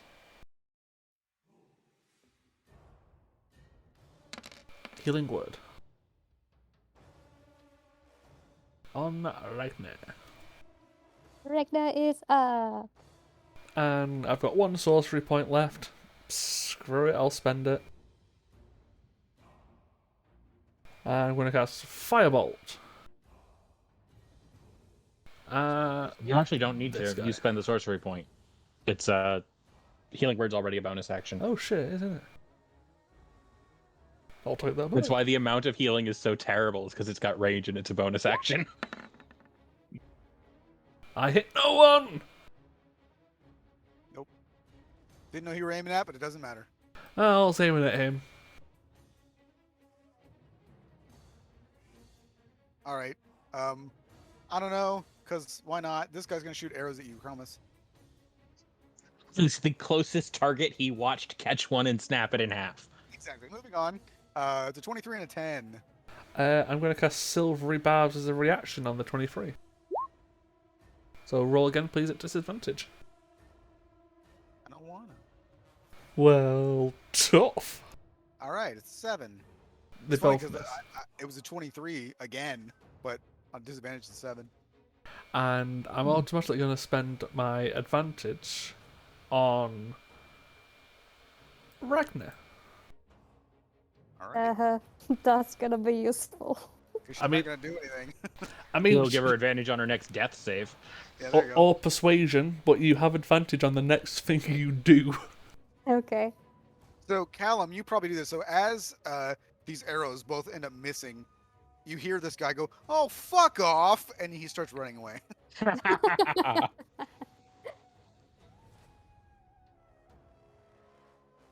Because he's done nothing.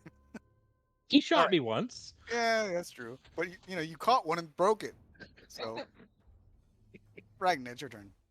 Okay. This probably won't do much of anything, but Ragna is just going to get up onto her knees, try to reach for Allie's hand, Real hand, fake hand. real hand, and cast protection from evil and good. Interesting. It's technically for a willing creature, and Allie's probably not going to be willing, but she's going to try it. No noticeable effect, but it is good. It's a good thought. Yep. You get up on your knees and grasp her hand and say, "The power of Christ compels you." Yes.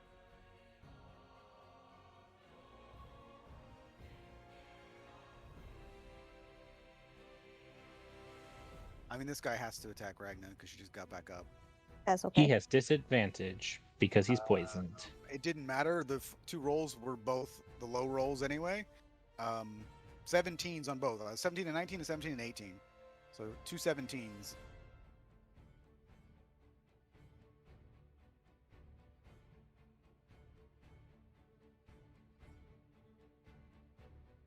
And it is Signe's turn.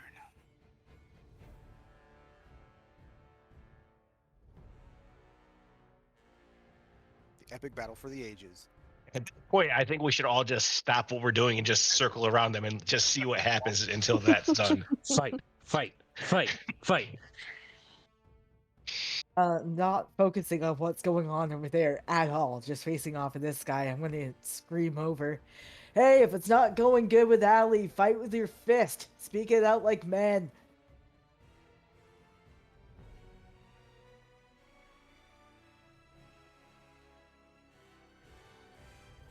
Go reckless. Nice. Nice.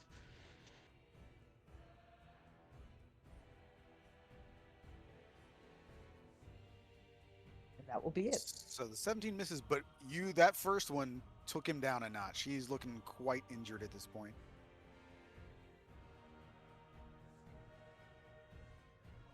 Callum, this guy just tried to whisper in your ear. Yeah, he did. trying to decide if this is a smart use of my time. 1, 2.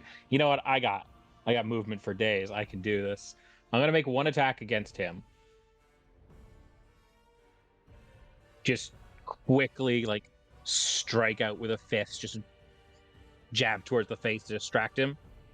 I do land a nice 12 bludgeoning damage to him, but Good technique. Turn and push. get to here. Second attack is going to be on the guy to my south, which is a miss. Yes. Flurry of blows. The first one is actually going to Allie. Hits.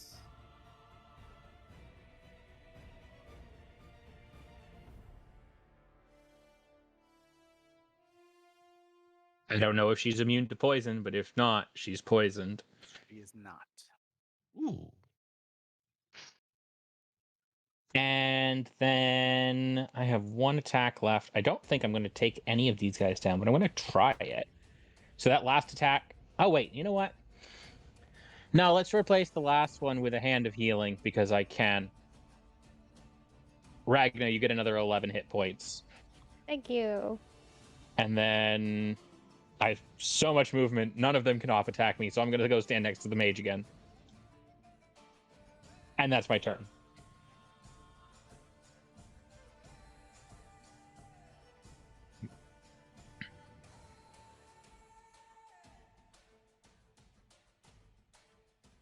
So this is probably in maybe somewhat sad, but also secondarily almost a little bit funny having watched it. So what Allie's gonna do is with her real hand, she's actually gonna kind of reach up because she does have to reach up and kind of put her hand on Ragnar's cheek, and you can see from her a little tear starts to run down the side of her face, and then she's gonna turn and punch Griswold in the face. Disadvantage from poisoned. Yes. I love you, but Okay. fuck that guy. Never really did anything mean to you. Go fuck yourself. So with disadvantage, it's a 13 and a 22. 13 and 22. I'll take it. I'm just gonna use uncanny dodge to half the damage. All right, so it's a 19 points of bludgeoning damage halved So I'll take it to 10 or to 9. to 9. Okay. So yeah, the sweet tender moment, and then just a turn, and then a punch in the face.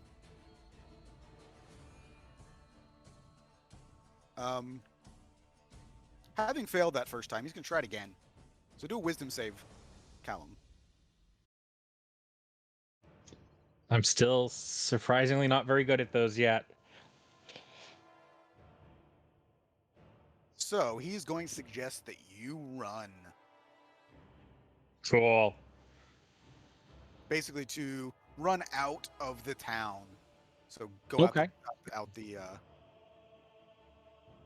exit there. Okay, sounds good. Now that I'm realizing I made this guy run the wrong direction, he just ran into a corner. I'm gonna retcon that. I'm gonna have him run down here.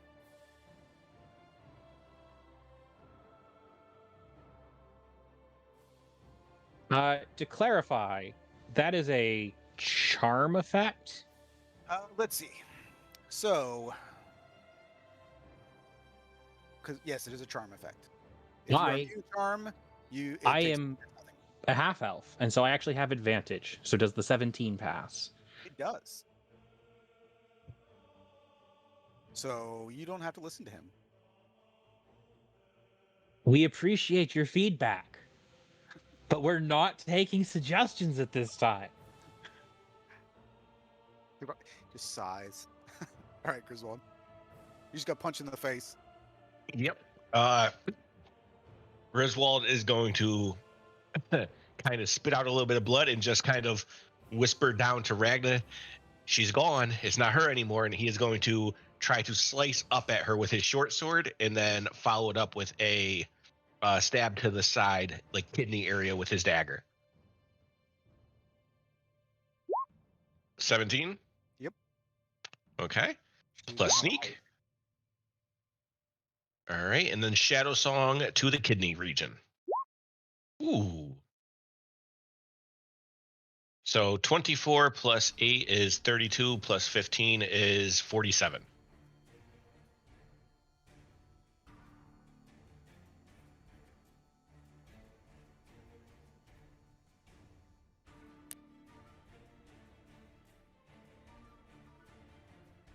All right, so she's still up, but she is looking pretty well. She was already covered in blood anyway because she had just beaten somebody to But death. now it's so- her blood. But now it's her blood, and she's looking pretty beat up. No one makes me bleed my own blood. Yes, and the battle between the battle of the ages continues. If everyone else dies first, I swear I will not touch this guy until Signe kills him by herself. Okay, so he hits both times. No, yes, he does. He hits both times this time. Unheard of. I want to see the rolls. A 23 and a cheating. 16. Yeah. All right. So let me do this math because I haven't had to do two together. So the slashing damage is 12 total. So you take 6 points of slashing damage and then 12 points of fire damage. So 18 total. Oh, so about the damage he normally does with one hit.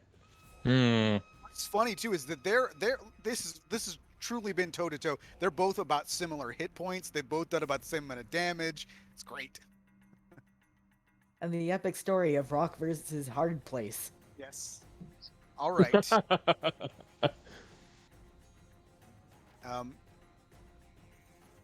Aster with advantage, quite angry now that you're stabbing Allie, bites Griswold to 24 Yep.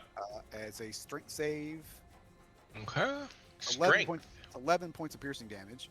Okay. And the strength, I still have the +5 on? Yep. So 14. Wow, you would have failed otherwise. Thank goodness. All right. So you said it was 11 points, right? Yes. Okay. Promise. A really annoyed elven man he's probably doesn't even have his weapons out. He's just like, screw it, I'm out. And it's Just like, walking by, He's give you just the like- finger. Yeah. Fists at his side, stomping out like, too good for this place anyway. Yeah, I'm just gonna catch eyes with him and give him like an acknowledging shrug, like, yeah, it happens. So smooth. 25.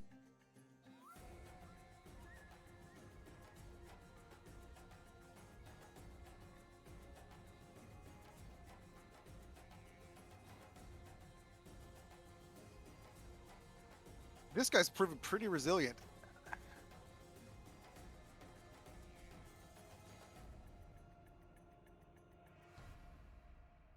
Callum could have taken out the spellcaster ages ago, but I've been too busy keeping everyone healed and disadvantaged to kit them again. I'm going to try to break his nose this time, I think. I'm gonna try and hit this guy with a level 1 guiding bolt.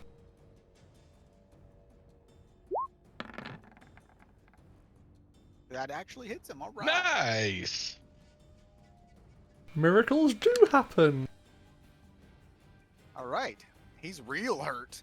And I'm gonna spend a sorcery point to firebolt him.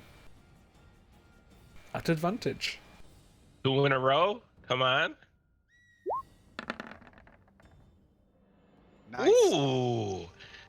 You probably don't even need to roll. He only has 4 hit points. Yeah, so he's totally Holy shit. just turns to ash. A 42-point cantrip must feel very nice. Considering all those fucking misses. Callum was about to give you a nice little thumbs up in the middle of the fight for letting that guy go. And he watched you disintegrate someone? Hey, in all fairness, he's just leaving. He's out of it. He's still fighting. Ragnar probably feels a little singe of her hair in the back there as this guy just Yep. goes up in flames. But, yeah, I'm good. I don't feel too good, Miss Allie. So here is Oof. this guy. Just gonna keep on marching out the door. Just waiting for him to turn around. Surprise! I was kidding, and fucking shoot someone in the head. He's done. He's out. Ragnar, it's your turn. Regna is just gonna call back to Callum. I think Allie's being controlled by Magrius or something. She's not acting herself, and she's gonna try to grapple Allie. How do I do that? Athletics versus athletics, I think. It's Yeah, athletics it is versus one either athletics or acrobatics. And it only takes one of your attacks, so you can try it twice if the first one fails. It did not fail. You can use the second one to knock her prone.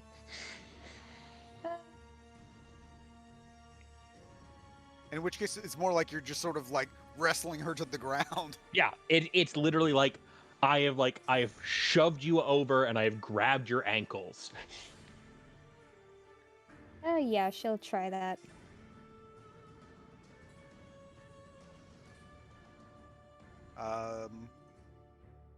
The 24 to Okay. to stay on her feet. So yeah, they're just wrestling each other. He rolled a 9 on the to be not grappled, so she was like, "Oh, hug me!" Say, is that what you kids are calling it these days? Wrestling? Grappling and wrestling. All right, Signe. These The battle days. continues. You kids these days. Maybe Yeah. if this was the 20s. Well, you know, Oh shit, it is the 20s. right? It's whatever. It's back in vogue, baby. Wait, actually, it is literally no, it's not. We're in the 170s. We're not in the 20s. No, but we're in the 20s. Yeah, that's true. That's weird to think about. Indeed. I think if you hit him, this could be it. This could be the end of the battle of the century. Reckless. Oh, I actually wasn't rolling it with. I wasn't paying attention to that. He had advantage on you on all those strikes that I probably missed because you were rolling reckless. But both of those hit. So, he is finally dispatched. I would like to actually choose to make this one non-lethal. All right. I'm so proud of you. He's only keeping him alive to torture him or something. Oh no, this guy was a good fight. I want to fight him again. Been a long time since I've had a hearty meal. All right. So you still have movement if you want it.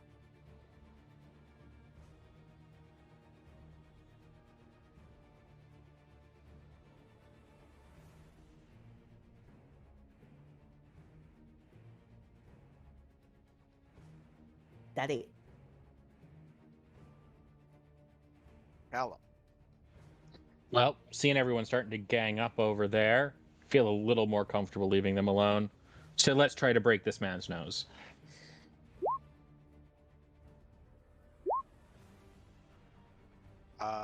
You knocked him unconscious with a broken nose. Oh, cool. That wasn't a crit. So it's just the 10 damage. He has 10 hit points. Lovely. Well, in that case, quick assessment of the room. Yep, okay, there's only 2 left. Everyone else looks thoroughly dead. Well, and the other guy over here was running away. Right. So Allie's going to get that second one that was a 28. Yep.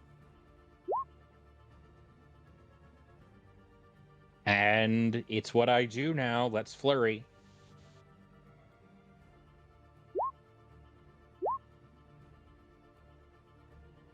Did the 15 hit? It does. Okay. Then that's the one I would have done the Hand of Harm on because I didn't know if the other one would hit or not.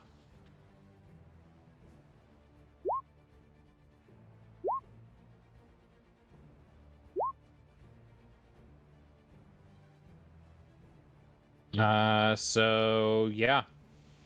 6 and 7, 13, 23, 32 damage, and she's poisoned again.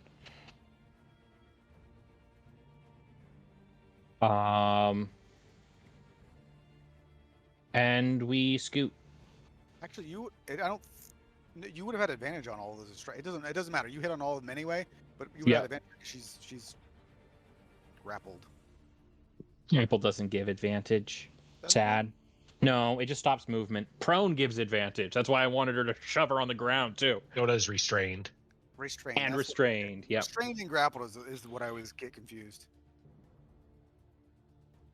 So she needs to make a strength save to get out of your grapple. Is that what we're doing? She can make an athletics or acrobatics check contested by another athletics check from Ragna.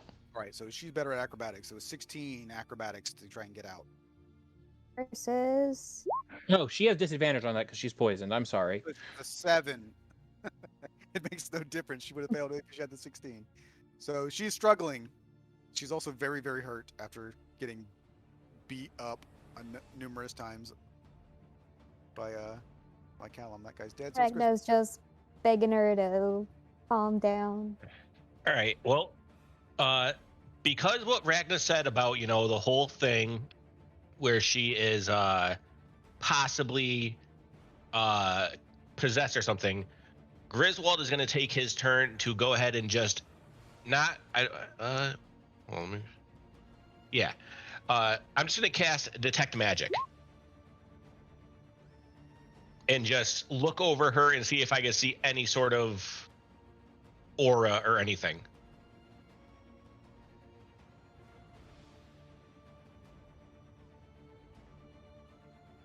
She has something magical in one of her pouches.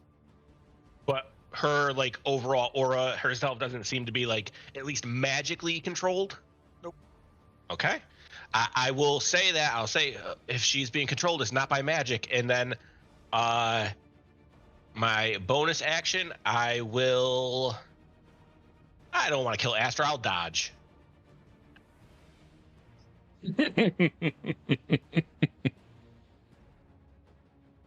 Animals could live. People, they could go. But I say you're all making such progress today. Oh, that's until you see me walk over and stab everyone else on the ground. Astra's going to attack Ragna, though, because Ragna's holding on to Allie. So it's a 19. Yeah, she wouldn't be holding a shield because she's currently wrapping her arms around. So you need to make a strength save, and you take 10 points of piercing damage. Okay. 14. So you maintain your hold and do not fall prone. But she's probably got a hold of your cloak or something and doing that thing, where dogs are pulling on the dog toy, just trying to pull you away. Crumus. Yeah, I'm just going to continue to move. Which one's Aster? Oh, one of them's Aster or Ali? I don't know. Either that or Callum already knocked one of them unconscious who was. Yep. Or Signe did, which I am so proud of. But no, considering at the moment the people I'm travelling with don't want to fight back against the things that are currently attacking them, I'm going to do them a favour. That's a fireball. That's still an Less. option 4 more times.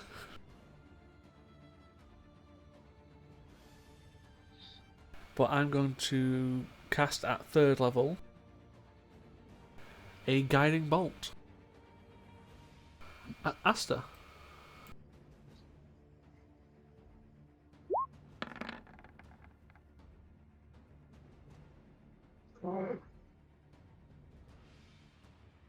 That definitely hits. She's dead. Or, not dead, because I was just going to cast Spare the Dying next round. Well, she's dead right now. Yeah. Ragna.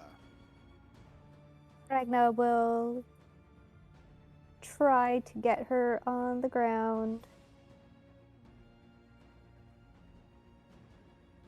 Ooh.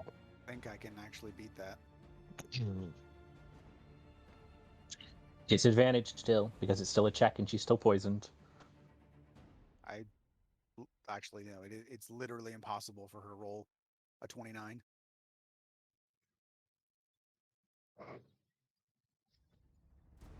Ragnar would look up at Callum and say, "What do we do? How do we get Magrius away from her?" Unconscious first, think later. Signe. Well, I can fulfill that, but I'll look Ali right in the eyes. Say, I'm so proud of you for surviving this hellscape. Sorry it took us so long to catch up. She also technically only has one eye. Just doesn't have, she only has a left eye. Yep, and non-lethally, attack recklessly.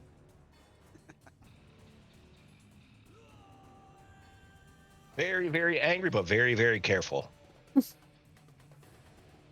How you can do radiant damage non-lethally, but As long as it's a melee attack. it doesn't. That's actually enough. The 11 and the 9 are enough. She had 15 hit points. Cool. Yeah. All right. Perfect timing on that music to end right there. Out of combat.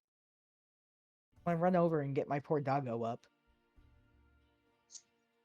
How dead is Aster? How dead is everyone who's dead here?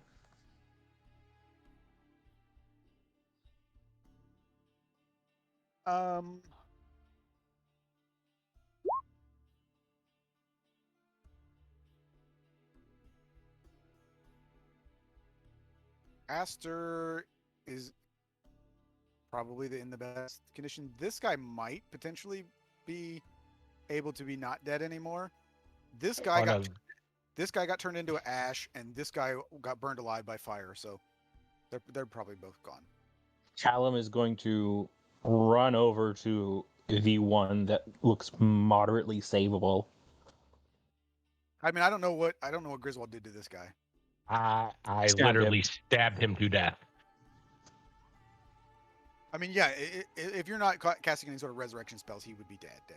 Okay. Okay. In that And case, yeah. This person doesn't have a head anymore, so she's definitely dead. Griswold is going to go over to all the others and tie them up and just he is very blatantly announcing they live for now. We need to ask them some questions. No, Kramis, save Aster first. Save my dog. Yeah, I just did. Thank you. So Matt, can I pull them all? I'll pull each one to one of these and just tie them up against it. There's 4, there's this guy, this one, and this one. There's plenty of chains. I'll just tie them all up, around the arms and stuff, and make it so they can't move very much, and I just leave them tied to the posts. Callum is going to help Griswold with each of those tasks. Yeah, I'm gonna tie this guy up real tight and just claim to my friends, this one's mine. I've never fought against someone so well, and I feel an attraction, and it's rather disturbing. I mean, who wouldn't be attracted to this guy? Look at that. I mean, what you do in your personal time is your business.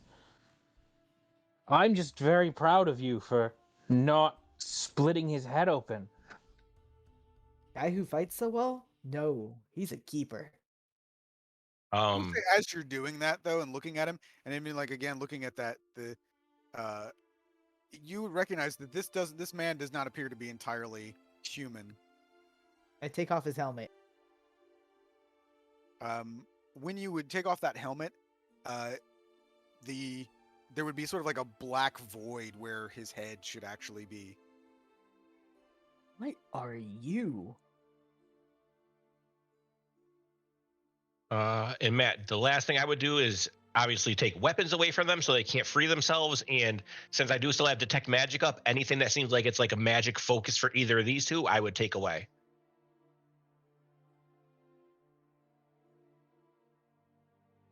All right, so these guys actually have some. If you want to go into if you want to as you're. Oh yeah, absolutely. I want to leave them with nothing that they could use to either escape or harm us. I want to steal one of the spellcaster's pants. It's been a while since I had real pants. Okay. You can wear this guy's pants as like capris. Yeah, I would say I don't think they would fit. You might be able to get this lady's pants. She's kind of a roguish person. Sure, I'll get in her pants. Because this guy's wearing robes, so he probably doesn't have pants either. I know, steal his robe. I don't care. All right, so real quick, the helmet that guy took off actually is an item. It's from Xanathar's. It's a dread helm, which doesn't do anything other than make your eyes glow red while you wear it. But could be worth something. Okay. I mean, I'll put it on. It seems cool. Yeah, it doesn't actually do any. It doesn't have any AC or anything like that. It's just this fearsome steel helm makes your eyes glow red when you wear it. That's it. But Xanathar's had a lot of items like that. I mean, there's the classic cloak of billowing. I mean, I like the fact that they have stuff like that, though. You know, it's just for cosmetics, just kind of cool. But more importantly, much to Rob's chagrin, because he always wanted things like this when he was a melee guy, he has a flame tongue sword. I bet he fucking does. What kind of sword is it? Now that you're a spellcaster, it is a. Oh, please be a short sword. You said it's it was a not. great sword, didn't you? Yeah, it's a great sword because you can two-hand it. So yeah, it's a I great was gonna say it's totally a great sword from the damage types. Me. Mm-hmm. Flame tongue. If all it takes is you taking a magic trophy from someone to feel that murdering them is not necessary, I need to go invest in some magic items. So Oh no. No. That guy fought good. That's why he lives. the flame tongue is actually in the Compendium. yeah, it's just a regular greatsword, but you can use a bonus action to make it light up, cast bright light, 40 foot, does an extra 2d6. I got stupid human eyes. I'll take light.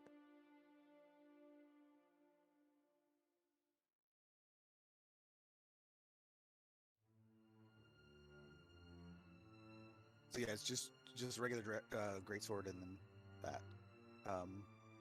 Actually, I take that back. Let me double check this because it doesn't list it, but I think this is. No, I'm mistaken. It is a +2 greatsword plus flame plus flaming blade. Is it? The one that he has is. Holy cow! That's a really good sword. Because I mean, technically, the flaming blade is an ability that can be on any sword. Flame tongue, as it were, is an attribute that can be put on any weapon. Mm-hmm. But yeah, this is a +2 on his. Dang. It doesn't list it, but I had to just look at what the damage modifier was. 1d10 +2 and then 2d6. So yeah, So it counts as a magic bonus. It's an extra +2 to hit, +2 to damage, and 2d6 fire damage to damage. so long as you light it on fire, which is it's funny that they even make it that you have to use a bonus action to do it, but it'll just stay lit until you use a bonus action again to make it not flaming anymore. So light it before combat, or else you're gonna have to wait till after you rage to light it. Yes, That's fair. and obviously, if you want to stealth, you'd want to make sure that it's not flaming as well because it's a 40-foot radius dim light that it. No, I'm sorry, 40-foot bright light, and then an additional 40 feet of dim light. It's a very, very fucking bright A fucking sword. super torch. It is. Bright light in a 40-foot radius and dim light for an additional 40 feet. That's a really bright sword. I think torches only do 30, so valid. Yes, light up the sky. Magic fire slightly brighter than regular fire. I dig it. So there you go. That is that. What he is carrying.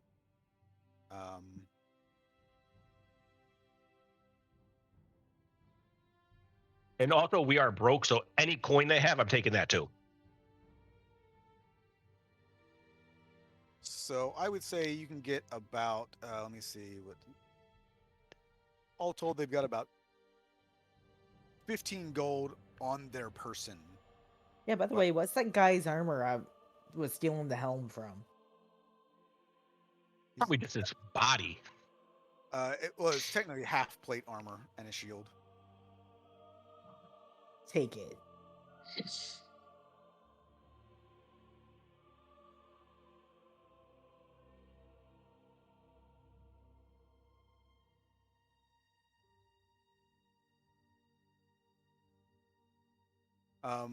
The other guys have spell books, though they're not anywhere near the level that the one you got off that necromancer. Okay. I'll just put 2 spell books. They are, one of them is a 4th level spell book, and the other one is a 5th level spell book. Okay. And can I just, whatever their arcane focus is, can I just get rid of it so they can't cast anything? So then And it would just be the rogue. Oh shit! There's actually a lot of them. I didn't even realize. yeah, if you the rogue doesn't have anything. The rogue has a short sword and a dagger. Also, I take that back. The rogue is wearing +1 leather armor. I don't think that's better than anything anybody has. I think I already have that. And she's also Yeah, I do. wearing boots of levitation. Interesting. I will take them both.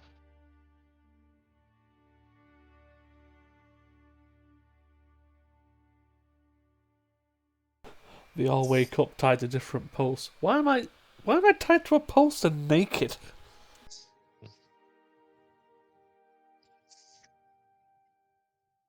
I think then it would just be this guy and then these 2.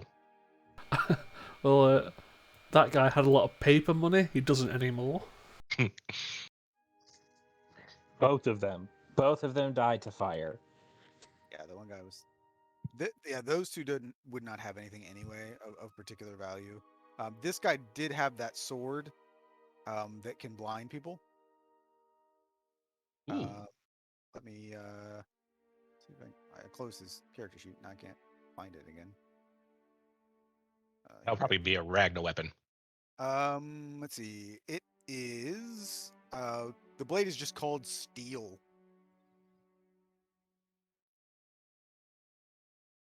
Is it like the equivalent of the long or short? It is a great sword as well. Oh shit! 2 weapons for you, Signe. It's a great sword, but it is a regular great sword. There is no additional Plus. plus on this. But on each of your turns, you can cause the blade to gleam with holy light. And if you choose to do so, the target of your choice is blinded until the start of your next turn. Interesting. Can you There's post also, that? well, there's also another bit of that, and I probably should have made you guys do this anyway. But there's another bit of that sword that you would need to identify.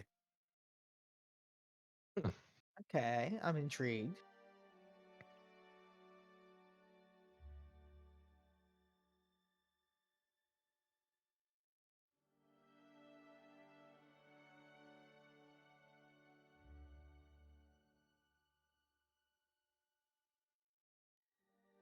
And then also you have this. They've been you can look around and see that they've been using this this town as a base. So you are also free to search around the base as well, or around the houses and stuff. I'll do that once we all figure everything else we're doing out. As long as these 4 are secured, Callum's going to look to, I guess, Signe. I never thought I would say that. And just be like, can you just make sure that they survive while I go look for others in the town? Yeah, run along, potty pooper. You're supposed He to be looks. a space between that. It's not doso. If you doso. If you It's do just so. this sing-songy uh, Yeah. summoning. Yeah, if you doso. So it's a proper fifth. It's a great, interval for a blinding weapon. Did any of Um, you want to search Allie? I mean, I was just securing these ones first.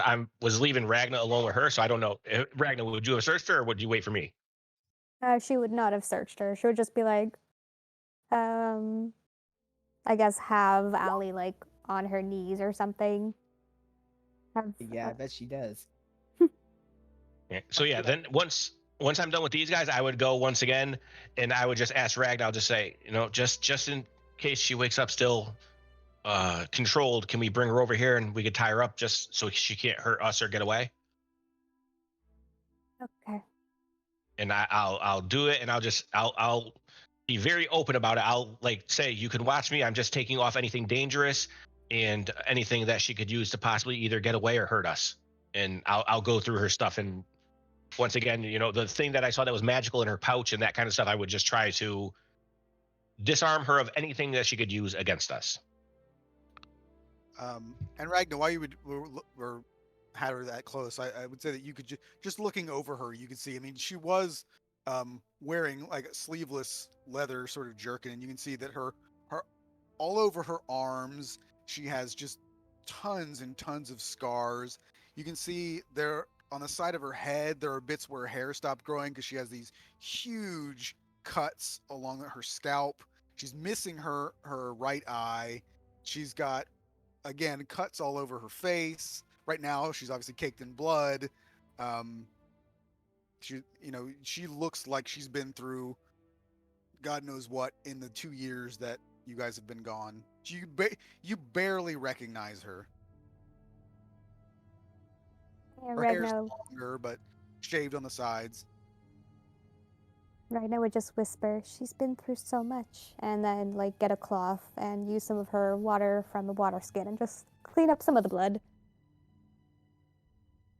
And Aster also missing part of her ear, scars all over her face, also missing her right eye as well. I am gonna pick up the sweet baby, just like she was a puppy, and just flip her on her back and carry her around and give her little mooches down her snoot and talk to her and tell her about all our stupid adventures. Do an animal handling check. Arvid's not here to help. You can't be wrong. Right. She's still unconscious, yes? Yeah, but Just let her know exactly how much I missed her and how much hell Yeah. sucked. Newsflash, hell, not a fun place to be. yeah. All right, so I know you guys can't move them. Where did you want to take them someplace else? Move them somewhere? Thereabouts. I just wanted to walk around with Aster in my arms. Okay. Keep an eye on these fools.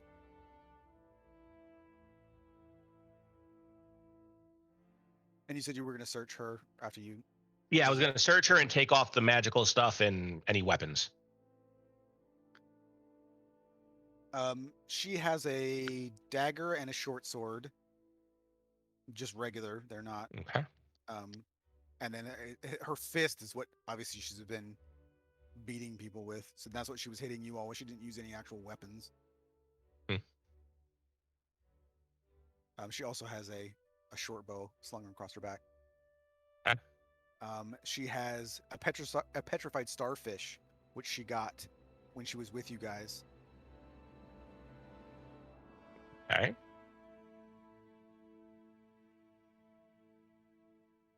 That was the magical item, by the way. Okay. That was in her pouch. And I'll take off her instruments and stuff too, because I know about bards. She actually probably wouldn't have any. Oh, okay. She became, as is commonly known, as a barbarian. All right. She's actually much more barbarian now than she is bard. She was only a 4th level bard. Well, once we're all done with that, Griswold will kind of look to Ragnar and just say, do you want to question her first or let her rest a bit and we could question the others? Question the others first, I think. And we have to figure out how to get Magrius away from her or something.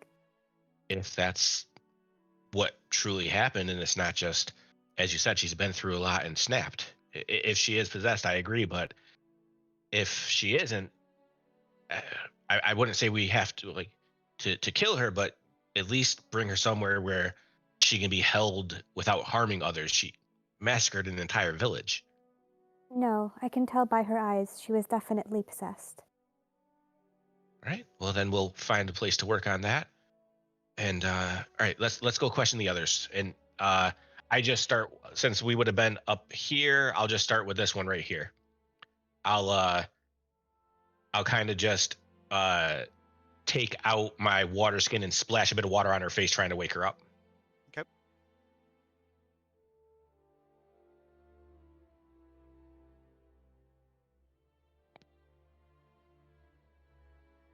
And she would, sputter a little bit and come away. She was the one who actually surrendered. Yep. And I will only have my dagger out, not both weapons. So I'll just have my dagger out, kind of just twirling it around in my hand a little bit, and I'll just say, "All right, who do you work for?" And you see she's obviously she doesn't have a whole lot of range of motion being tied up, but she's kind of looking around, and I guess off to the side she could see Allie, and she motions her head towards her. Right. And who does she work for? She sort of chuckles. No one. The boss doesn't work for anybody. Right. Ragna, what did you say you noticed about? And he won't say a name. He'll just nod over the same direction. What did you say that you noticed about her that was different?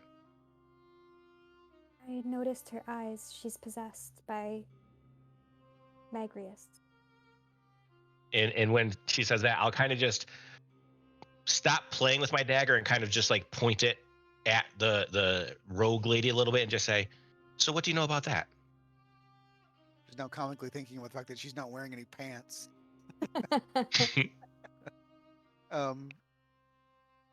He sort of shrugged like, I have no idea what you're talking about. How long have you been with her? 6-7 months. In that time, I'm assuming you've had conversations with her. Have you ever noticed her eyes like that?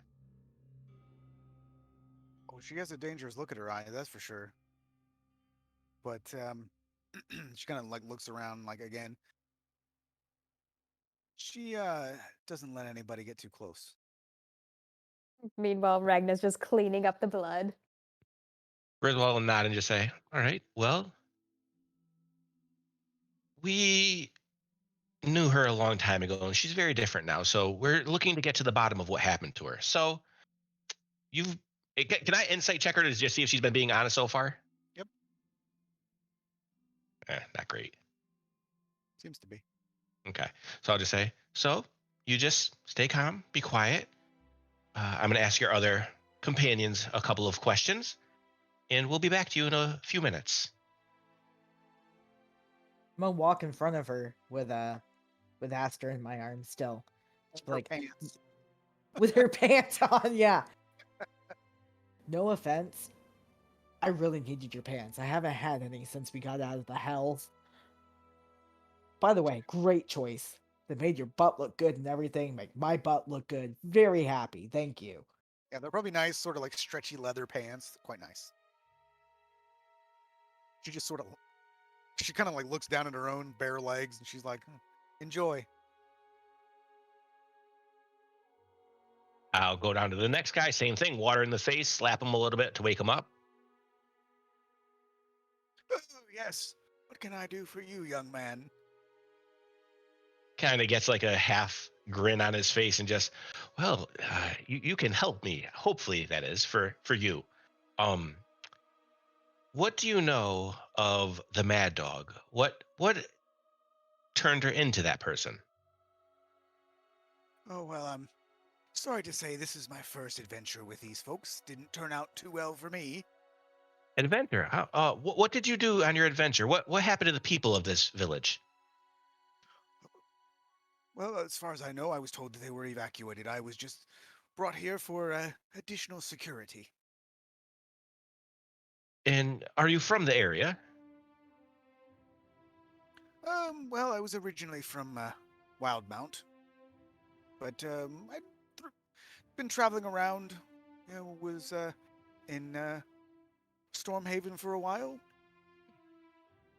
Very nice. So, you do know where the name Mad Dog came from, yes? Oh, What well, she did to earn that name. some rather unsavory rumors about murders and the like, but not one to. I'm not in a position to judge. Right. Also, I must be honest, the only reason I'm here is because the pay is considerable. Well, it is good to know that you will go on adventures with people who have massacred entire villages for the right price. So, I searched you. I saw you are a bit of a art. You have some arcane knowledge. Have you noticed anything strange about your leader? Any sort of magical essence or perhaps possession? Anything like that?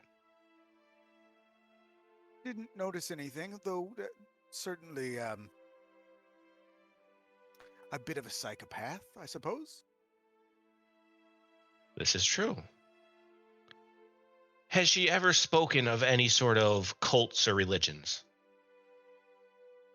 Um, didn't really speak to her personally, though she did rant about the Forgotten Sons and, you know, taking care of all those that have been slighted and forgotten, and I don't know, just some weird gibberish. I mainly just keep to my books and collect my pay. Right. Well, can I insight check him even though I suck at it again? Yeah. All right. If anyone else is listening, feel free to help me insight because I am bad. Callum would love to, but he's out checking to make sure. Well, actually, I should ask because I don't know how big this village is. How long does it take for Callum to get through it all to be like, are there people here? What's the state of the town? What looks like happened here? All that fun stuff. I would say if you looked at the size of this map, you could probably branch it out another 3 times, and it would be Ooh. about the same, about this size 3 more times.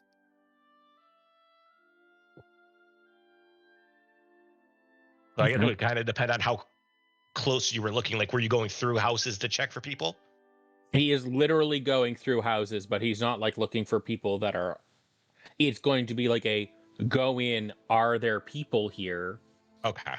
So Like, you're not are there flipping up people beds and trying to stuff? hide? Right. Like, are people trying to hide here? Like, he might go as far as like opening closets or things like that, or like looking under beds. But he's not looking for stuff. He's just looking for live people.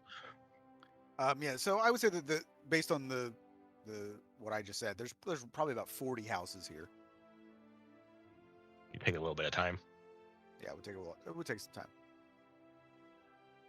I'm But not great yeah, I at mean, it, and I could help you, but I mean, mostly what Thingnade's gonna be is like when they're like, yeah, unsavory rumors. She's gonna be like, that a girl. I approve of her more.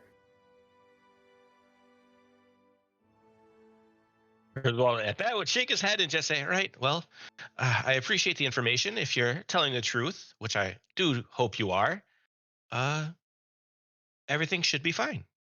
But I need to ask questions of everyone. So please, in the meantime, just wait, be patient, and we'll be back to you."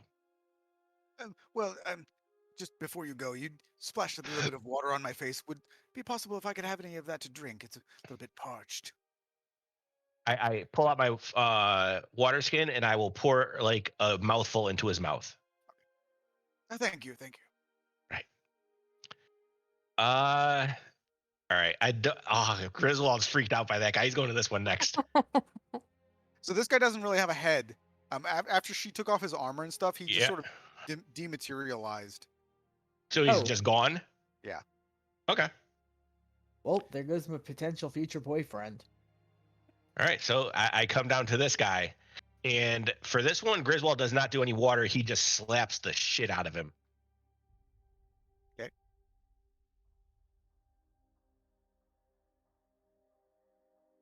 You with me, friend?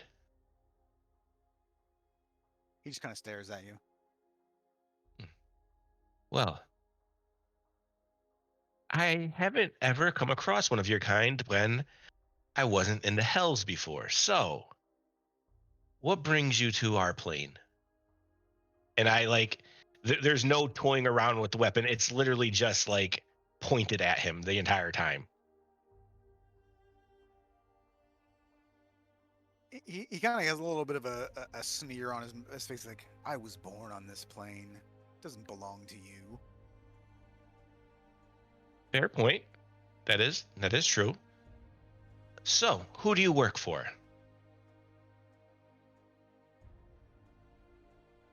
And his eyes kind of get wide, and there's a kind of a little bit of a sarcastic look on his face. The Mad Dog. Right. Okay. And do you know anything of who the Mad Dog answers to?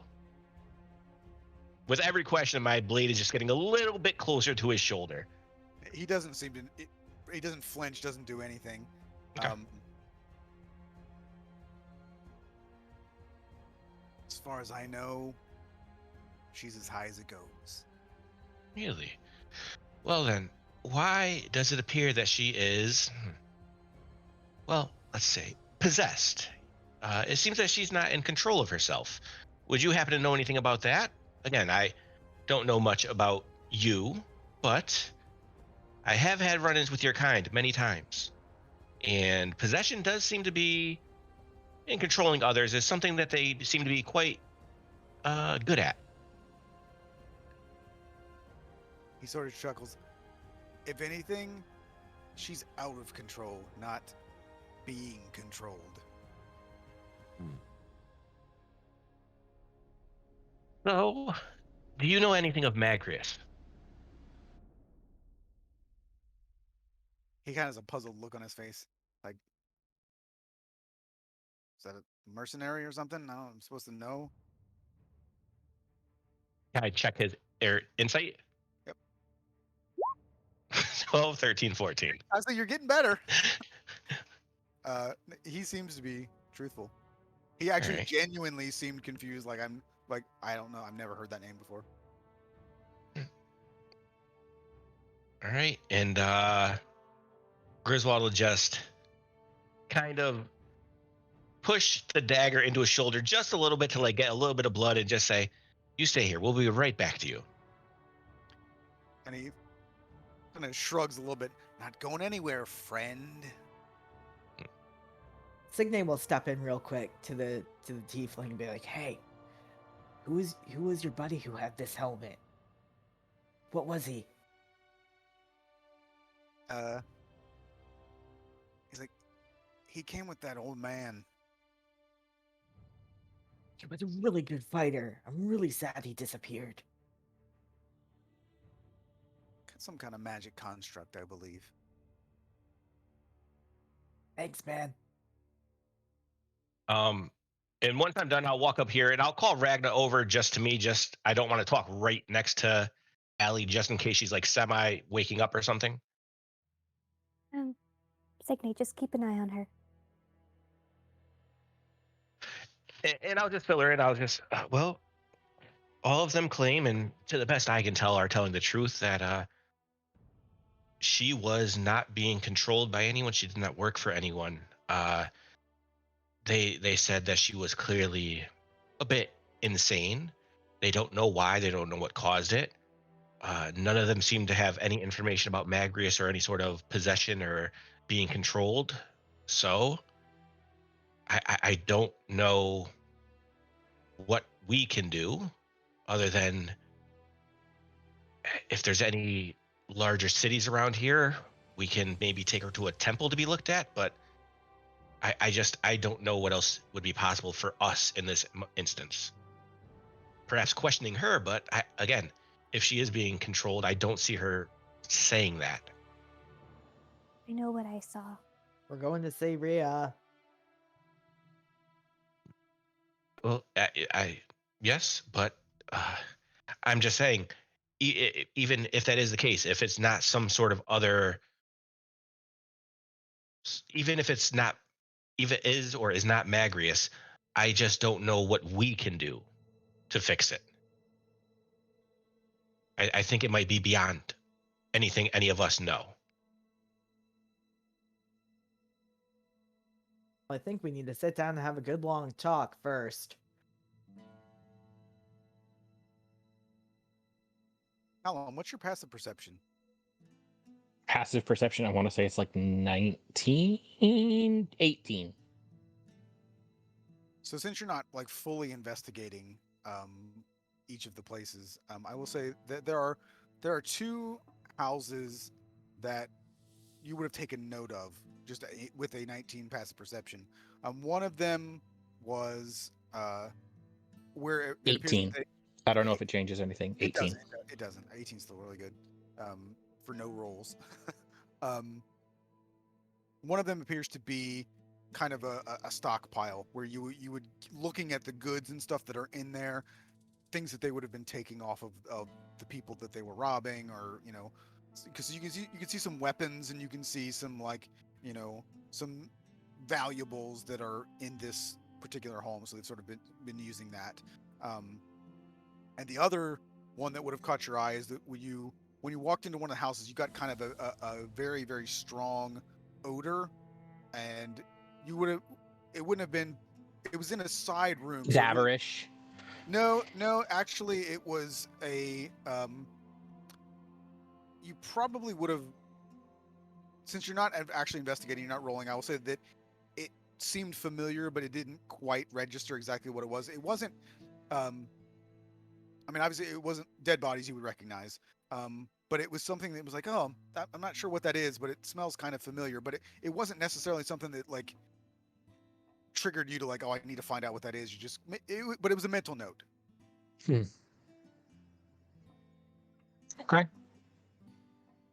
Unless you Well- want to choose to investigate that, then you can.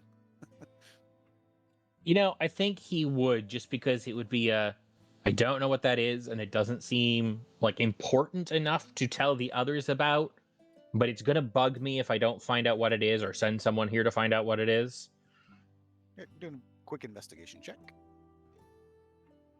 Investigation. Those aren't as hot. It's a smell. It's a smelly smell. It's I a will say smelly that smell. The smells smelly. it smells consumable at the very least. It's like it's an aroma of a food good or of some kind. Okay. It's not necessarily pleasant smell. Oh God, I think I know. Well, you're not there. Yeah. Okay. So those are really the rest of them. You do see that there have been beds that have been placed, in places that are not bedrooms and stuff. So you get the idea that people had sort of crashed into these houses, but you do not see anyone hiding, or it doesn't look like any villagers have lived here in a little while. So no one hiding, no corpses either? Nope. Okay. Then it doesn't take too long for Callum to come back once he's searched everything. And just, lightly jogging up. There's not much here, for better or worse. I did find a room that had some possessions in it. It might be worth investigating, William. Right. Well, And it was a odd place. I could smell. It almost reminded me of the spice pouch I used to have back when I first met you all. The one I traded in the Feywild. But I couldn't quite place it, and I couldn't quite find a source either. worth giving a look when you show us where the other where they were stockpiling. Yes. Where's the look? How goes? Is everyone still Well, napping? no, I woke them up and asked them some questions. Allie is still asleep. the woman said that she knows nothing of any sort of possession or being controlled when it comes to Allie. Kramis, would you be able to tell if anything has been controlling her? I tried with to see if she had any magical spells put on her, but could it be something with a religion or something like that? That I'm not sure on. Well, I could certainly have a check, but there's no guarantees. Yeah. And the old man said that he was just recently brought to the group. He says that he was not sure. He believed they were rumors of what gave her the name Mad Dog, which he did seem to be honest, but I'm not the best at judging someone. And then our tiefling friend over there, he kind of says like it's a dirty word. He No seemed reaction. more he seemed more standoffish, but also did not seem to know anything about Magrius or anything that would be controlling Allie. So he just seems to be a little bit more okay with what was going on. And Callum kind of. Oh, the go ahead. and the other one, uh, Signe took off his armor and helmet, and he kind of it wasn't a person. I'm assuming it was something magical, and it was once the armor and helmet were taken off, it vanished. Yeah, when he mentions that, she just kind of looks really sad. Curious. But, alright, so. No known associations, at least by the underlings. Let me. I don't know if I would know much at all, but I'll take a look at Ali as well. Perhaps. Perhaps it's something I'll recognize, at least stories of from my studies, if it is indeed related to Magrius or Nerul. I would appreciate that. She looks back at Griswold. I want to do whatever we can to help her. I do agree. As I said, though, I know what you believe that she was being controlled or possessed, but there is always a chance that she just snapped, that something happened to her while we were gone. They do keep saying that she mentioned the Forgotten Sons a lot and about, you know, avenging and protecting those who were left behind and forgotten. If she felt left behind by you especially, it may have been something enough to make her snap. And if that is the case, again, I do not say we kill her, but we cannot leave her roaming around to start a new mercenary group in slaughter villages. And I would help her regain herself. Callum's still, like, in the process of stooping down to look at her. It's just like, that's a very mature viewpoint, William. I approve of it. Well, she is a friend or was a friend, so she gets a bit more courtesy than the rest. The others, especially the horned one, I could go with putting a dagger in his throat right now. I know The you old could. man, the old I know you man Yeah, could. does seem to be less guilty. He does seem to not really have known what was going on beforehand, but the the tiefling seemed not only happy but proud of what they had done. Mm. I know that you have your own ideals on how to deal with these people, and I appreciate your restraint in this moment. For now, That's there's always Callum later. is like half listening as he is like just checking Allie out, like very much leaning towards like medical examination because that's what he knows best, but also just kind of racking his brain of like anything I know about Nerul, about Magrius, about the Arenyas, about Thanatos that could be related to why she might be acting like this. Yep, you can do medicine check if you'd like.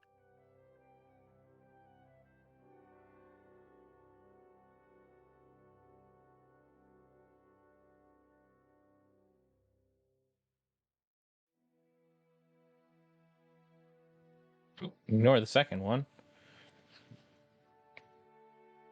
So, medical examination of how she look. I know that she was covered in blood and we just kind of beat the snot out of her, but like Well, nothing. Ragnar did clean her up too, so you should have an easier time Yeah. looking. But nothing like obviously like, oh, there's something under the skin here, or like weirdness like that. You would see that she that you probably wouldn't have noticed before on the inside of her bicep on the arm on her left arm where her hand is missing. She does have a tattoo of it's the same one that you the symbol. It's the fist with the star with the sun. So she actually has a tattoo of the Forgotten Suns on the inside of her bicep. Which looking at her biceps are much larger than you remember them being. But I think the thing that you would notice the most is that a lot of the cuts that she has, especially on her arms, I don't want to say that they would be self-inflicted, but they don't look like they were defensive wounds. Like some of them are like in two straight of lines that like they're almost like Perhaps more ritualistic injuries. exactly. So like either she did to herself or could have been like restrained when it was happening to her. Yeah. So, and as Callum is noticing this, he is going to gesture towards William in this situation and just come take a look at this. Would walk up and kind of just look over. And Callum will point them out, like trace his fingers along them, kind of very slowly, like, that's not a combat injury. That's, and same with here. That is an injury that someone inflicted, and she was either unable or simply unmotivated to prevent it. If it had been a fight or something like that, you would see more of a tear here because of the angles, because you would have pulled away from it. Or, and here too, that's not a normal place to be struck in a combat. That should be covered by her armors or something. Well, one thing I do know from my time in the Hells is that while there are ways to get people to do what you want by being kind and welcoming and helpful, you can also do it out of fear and pain. You can. She may have been tortured into becoming what she is. Tortured, put through some sort of ritual. I've heard nasty stories about what the god of death and his cohort are capable of inflicting on a mortal, even before they pass. Yeah, Griswold will kind of turn around and just pull up his leather and across his back. It's not like perfectly straight lines, but it's like you could tell it's like from being whipped and stuff. And he just, this is how they got me to follow the rules. With Griswold lifting up his shirt and showing that, Callum now has a point of reference. Do they look similar? Not exactly. Mine was like beating into submission more than like, any sort of a ritual thing. It's like there's overlapping marks and scars that like just look like, it doesn't look like he was really cut much. It looks mostly like repeated whippings. And yeah, these are mostly pretty finely cut. Like this is a very sharp blade. Most of the scars that she has, I would say the one that you notice the most is that she has scars on her rib cage, like on her skin, that almost like traces her ribs. On each individual rib, she has like a cut, which is very obvious. That's probably what you saw first, as like not, you don't Are get they all that. clearly healed up, like clothes and everything? Yeah, that's the next one that you would have determined that these are relatively old. So you All would right, in that imagine, case, yeah. I want to try something. Can I will just get what do I have on me? I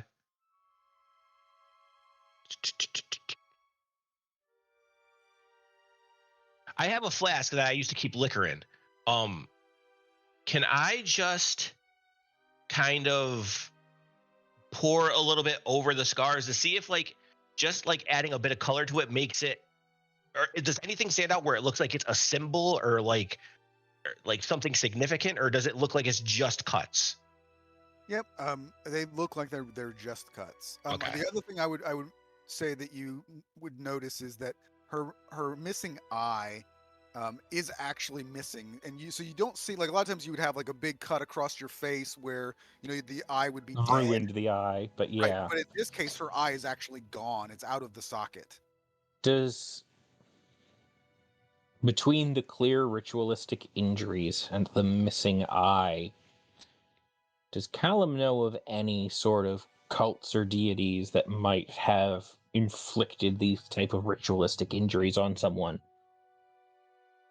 You could do a religion check, or you could do a history check, depending on how you wanted to go about it, I suppose. And Ragna could help you with that. I'm not great at either, but I will totally do the religion check. I mean, Ragna, if you're decent at history, I can assist you on history.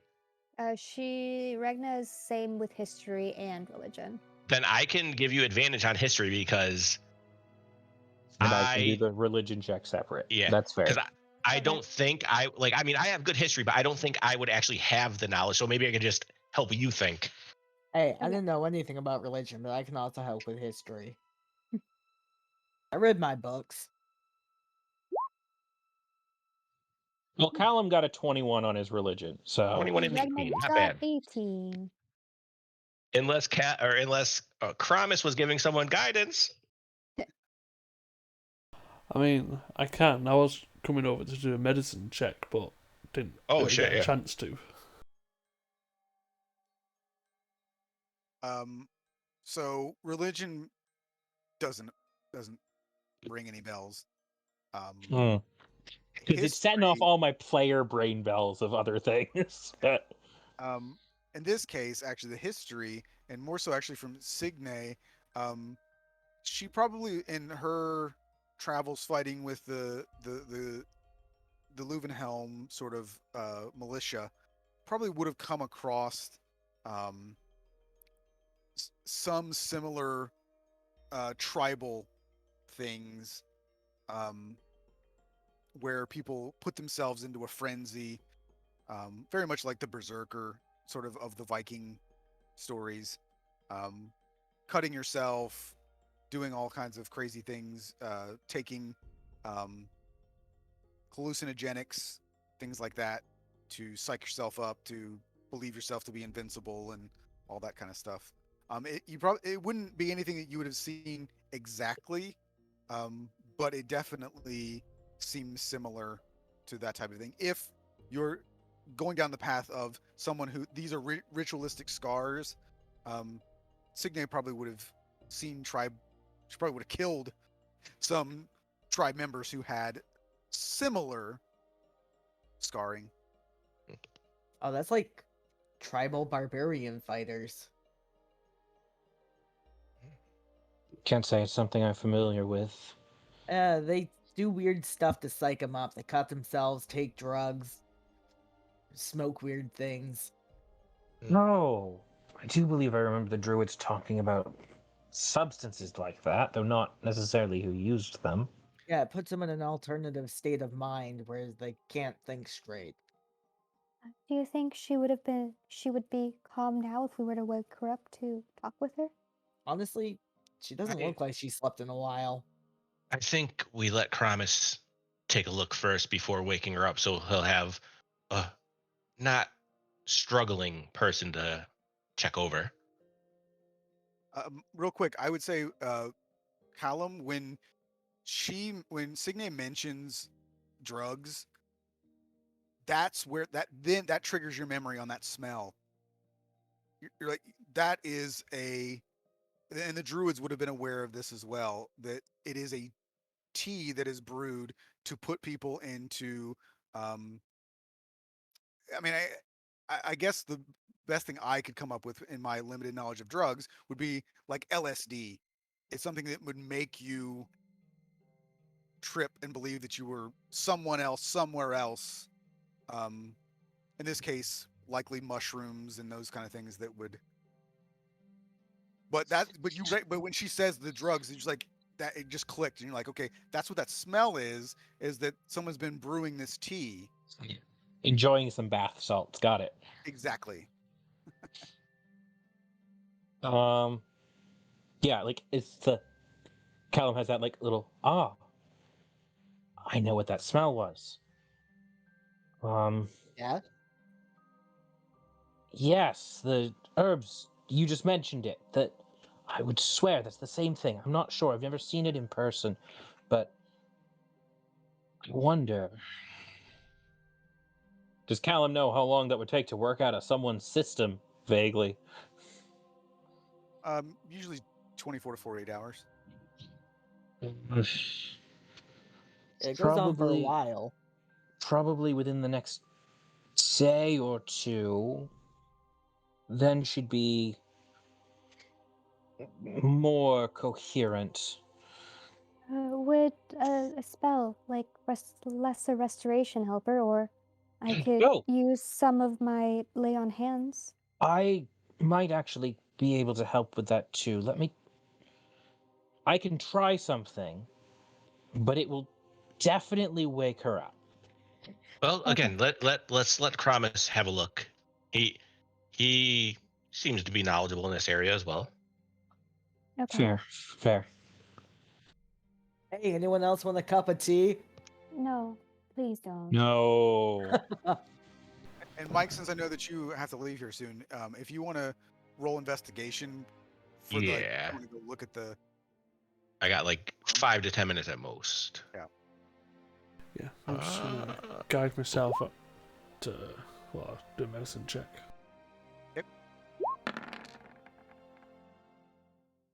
Ooh.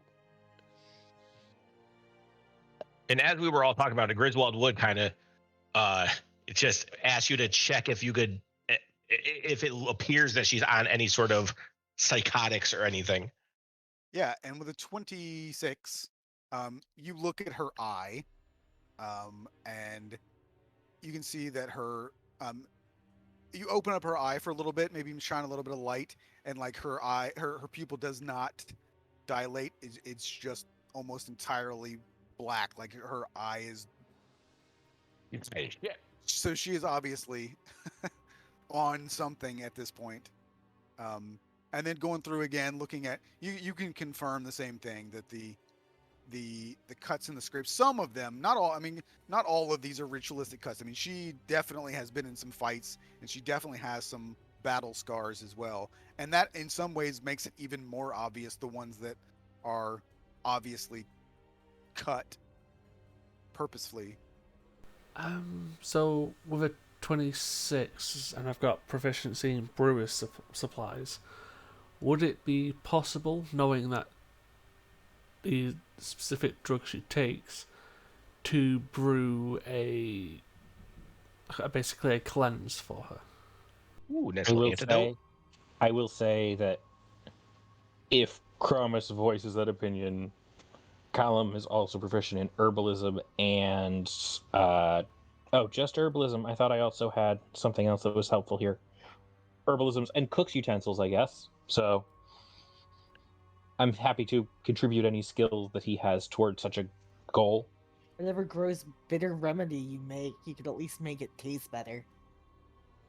So I would say that you are likely able to create something that would cleanse the body of it. However, I would say with the 26 and your additional knowledge, and also just having discussions with Callum, you both would probably recognize that what she's been taking is something called bear's blood, and unfortunately, it does have some extreme side effects. One of them being insanity. Awesome.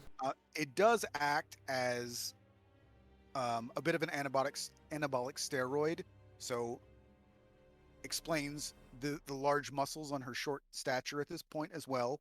So the signs are all pointing to this thing that you're somewhat familiar with. I mean, at least you have the knowledge to know what it is. But the other part of that is what you could cleanse her from it, but they're not. You don't come back from it. Like there's no repairing the damage that this does to you. It does make you a crazy powerful fighter, but there's a trade-off in that you kind of lose yourself in it. And it is also extremely addictive. So people keep taking it and taking it and taking it because it makes them feel powerful and strong, and they don't even realize what it kills their brain cells basically, so they don't even realize what they're doing to themselves anymore after a certain point. Well,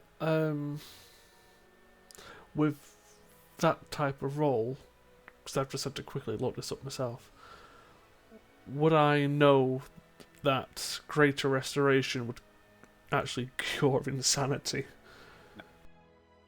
This is literal brain damage to her brain. I mean, it is causing. So damage. mend object is what you're saying. Right. Okay. Yes. Get restoration. Regeneration for a brain. Yeah, you could bring her, Mend the meat. you could bring her. You could grow her arm back, but or grow her hand back, but it wouldn't heal her brain, because the thing is, like, even if you were to like heal the structure, heal the actual like physical brain, you can't replace the neurons, and you can't replace the memories, and you can't replace, all of those things that are housed within that meat. Okay, I'll just look over to Ragnar. Unfortunately, the stuff that's been cooked with this, while we could remove most of the effects, one of the ingredients she would have used would have changed fundamentally how her brain works. It's quite possible she's not fully there anymore. Magna just lets out a gasp and then a little sob as she kneels on the floor and moves her head down towards Allie's forehead. We don't know yet. Right, Kramis? You're saying that's a possibility, not a guarantee. With the ingredients required for such a thing, it's extremely likely. Still, not a guarantee. So you're telling me there's a chance? Yes, exactly. Fortunately, Kramis is right. Assuming that our assumptions are correct, and that's what this is, odds are. I won't say that she couldn't recover, but even if she did, she certainly wouldn't be the same as she was before.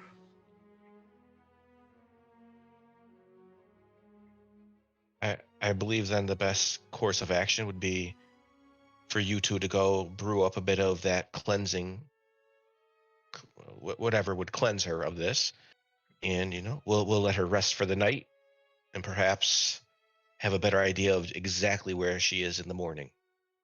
Oh, I would go out of my way, if I were you, to keep her well restrained, not only to prevent her from leaving, but from injuring herself in attempting to free herself. Ragna, are you okay with that? Yeah. And once we've done what we can, if we are able to transport her in some way, there is that cart in the main square, then perhaps the matron could do something about it. Thinking of restraints, I think we should let our captive audience leave. I agree. The tiefling is the only one I would be hesitant with. The other two do seem to understand what Allie was doing was not good. The tiefling, however, seems again to be happy and proud of what they had done. So Griswold, need I remind you, I'm always happy and proud of what I've done. you have not slaughtered entire villages for Not no yet. reason. Not for Well, lack then- of trying. Then if you do, I will feel the same about you as I do about him. Nah, let the kid go. If it gives you any peace of mind, I would be to see him off to a safe distance.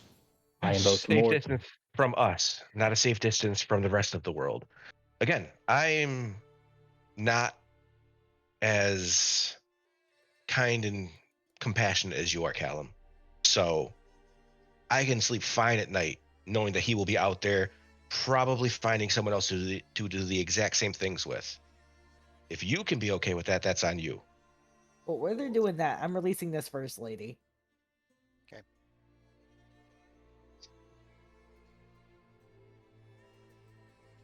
It is a quandary, but it is one that I have long ago decided that I am not insightful enough into the minds of others to know what they will do.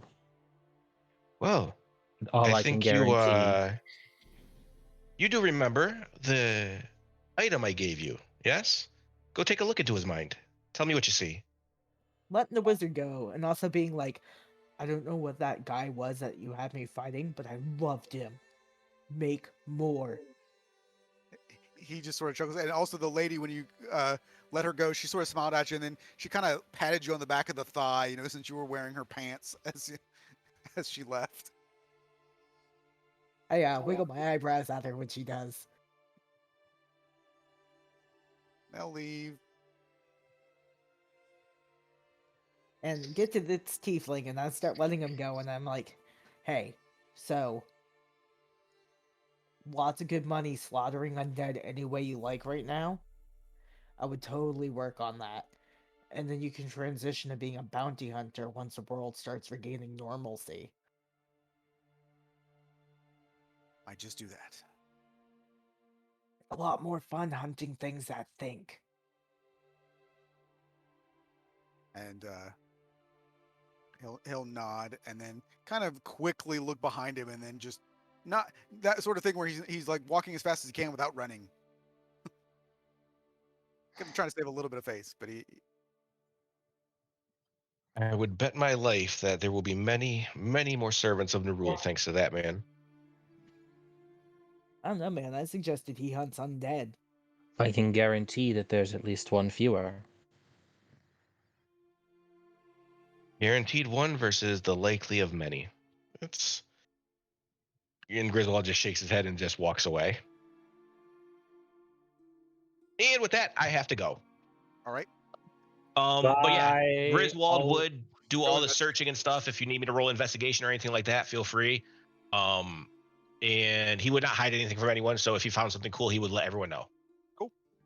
All Do right. the Have a good effort, one, not guys. cause you misery. Have a good Yep. one. Have a good one. See you guys Lovely next as week. always, Bye-bye. Mike. All right, so we're actually gonna end real soon anyway.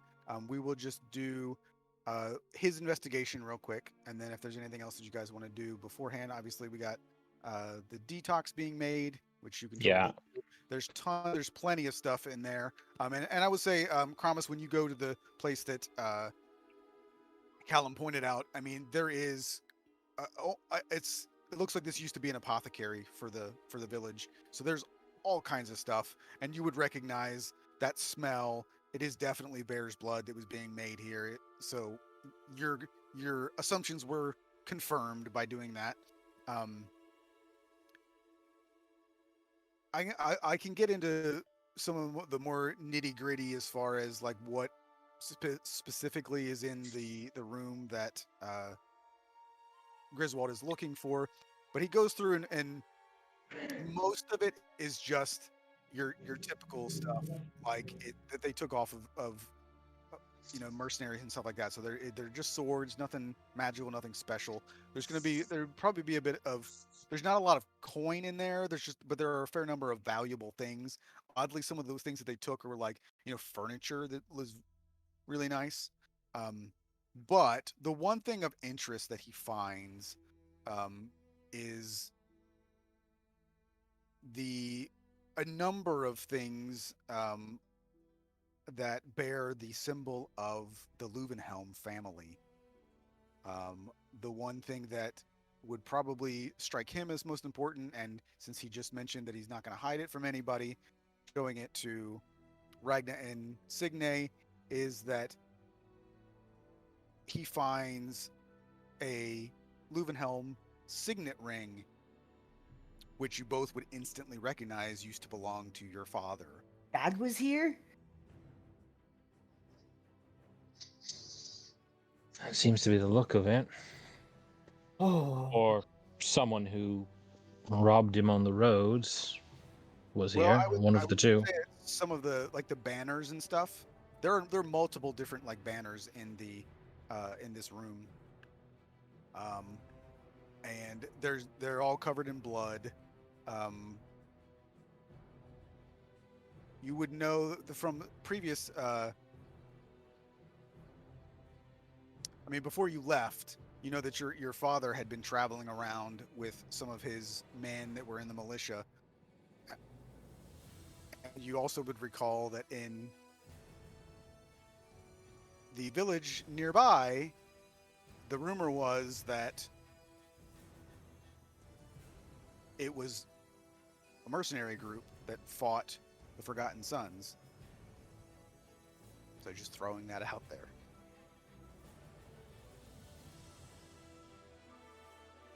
Elliot was working with Dad, maybe.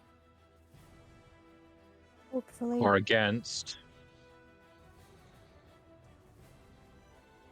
And you also know your father's dead. That, well, I mean, we know that much too. Yeah, no, I'm just double surprised Ali's alive at this point.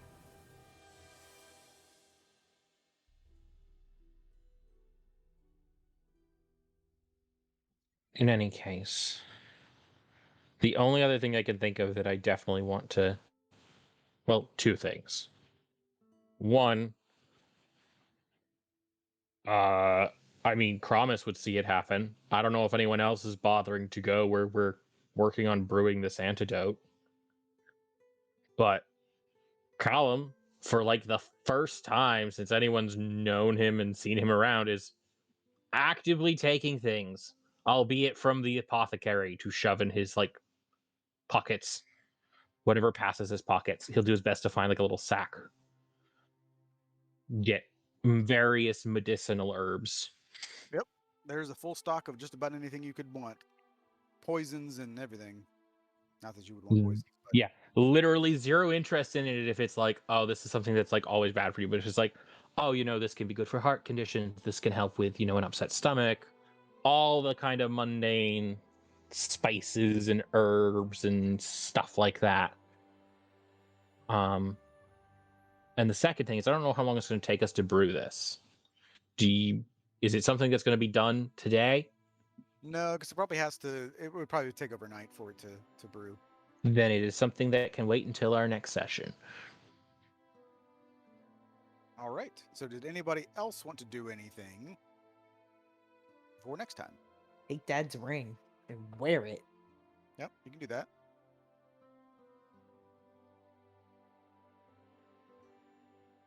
Mark that on your character sheet. Marcus's signet ring. No, I'm good. Apart from the potion, which we can do next time. It's not a huge amount. Cool. All right, so we will have you guys stay the night in one of these rooms, wait for the potion, and then we'll pick it up from there.